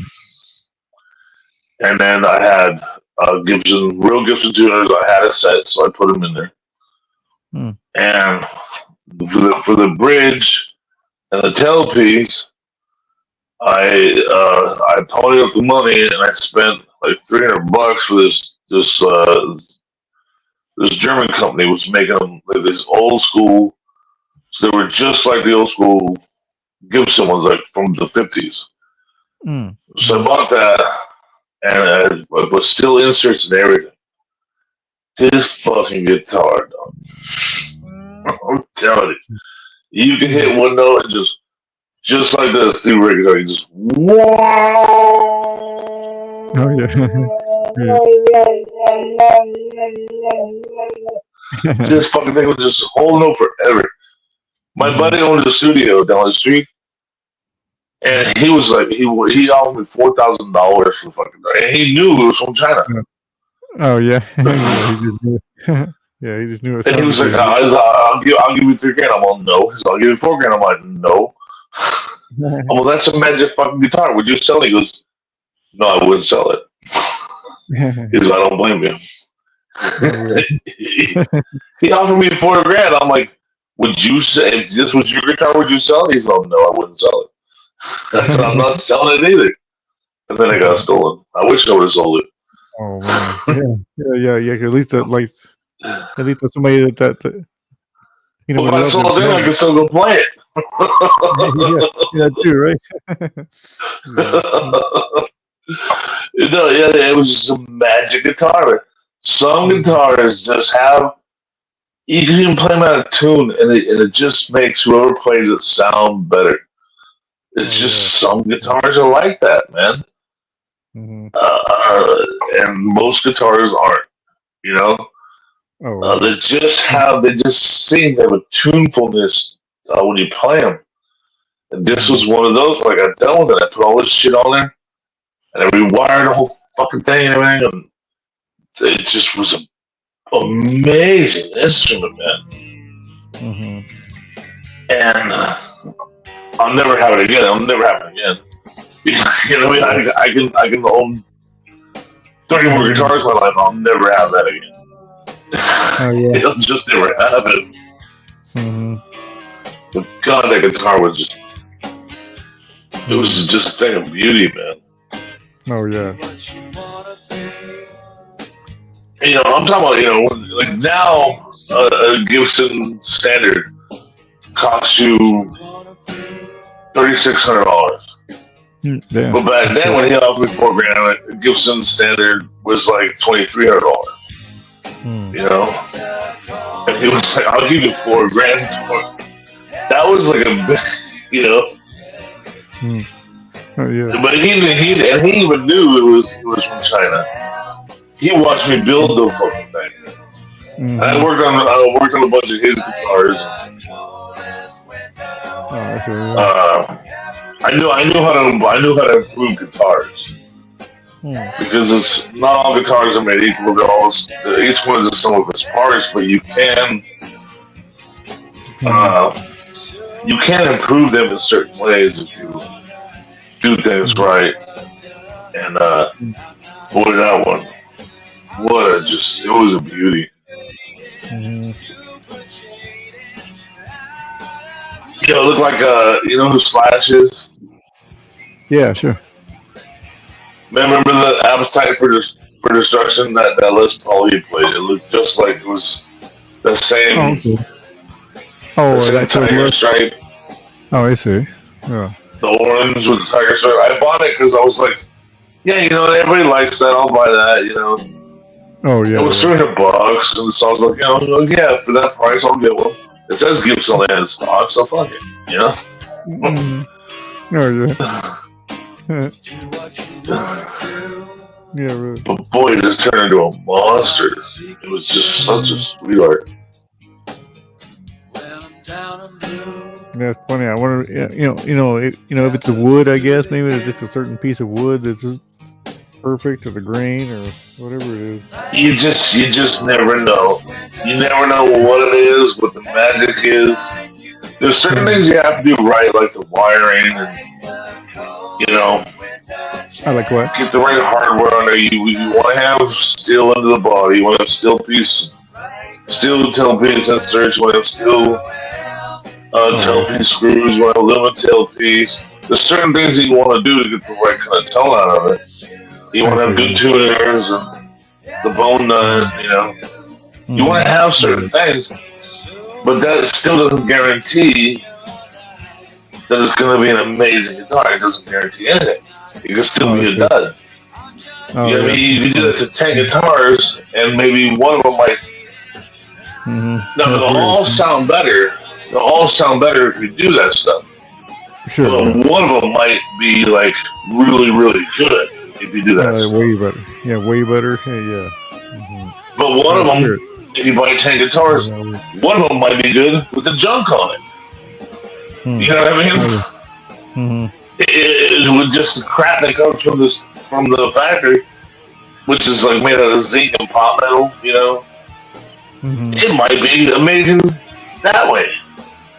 Oh yeah. But if I were to put the good stuff on it and wire it the right way, it'll be even better. But you just never know. That's why you never buy a guitar out of a catalog. You always go out playing. Always. I made salesmen pull 10 guitars out of the back. Just before I bought a $400 guitar. They look at me sideways and they're like, hey, you want to sell? Give me another guitar. That's just how, now amp is an amp is an amp, you know. And occasionally there's one amp that might sound a little bit better, but that's like we're talking about 1 in 1,000, you know. So an amp is an amp is an amp, but a guitar is not the same as the next guitar. Next guitar is not the same as the next guitar. This is just a different thing. Yeah, sorry, I didn't mean to hit, quite hit like that. But kind of like a, kind of like an engine in a car, right? Kind of like the what? Kind of like an engine in a car. Oh, sure, yeah, okay. You know what I mean? You test drive 10 cars, you're like, oh, that one. Ooh. That one's kind of good. That engine's peppy. You know what I mean? Well, yeah, you a car guy? You're a car guy, right? A little bit. I mean, I've like to, fix a few things on my car, like change the water pump and do things like that. You ever get into Volkswagens? No, never had a chance to have one. Oh man, Huh. I wish I could. I wish my back was as bad as man. If you like to build a car and have fun, Volkswagen is a great thing. They're so simple, man. Like my record for pulling an engine out of a Volkswagen is 11 minutes. Oh yeah, it's always a pretty good find. I mean, if you just It's 4 bolts, a throttle cable, and 2 wires. The 3 wires. And you can drop the engine on a Volkswagen. Like that's literally how easy it is, I think there are 5 wrench sizes on the entire car. Oh, I see. Because you gotta remember the Volkswagen was made by the German army. Yeah. I mean, it really was.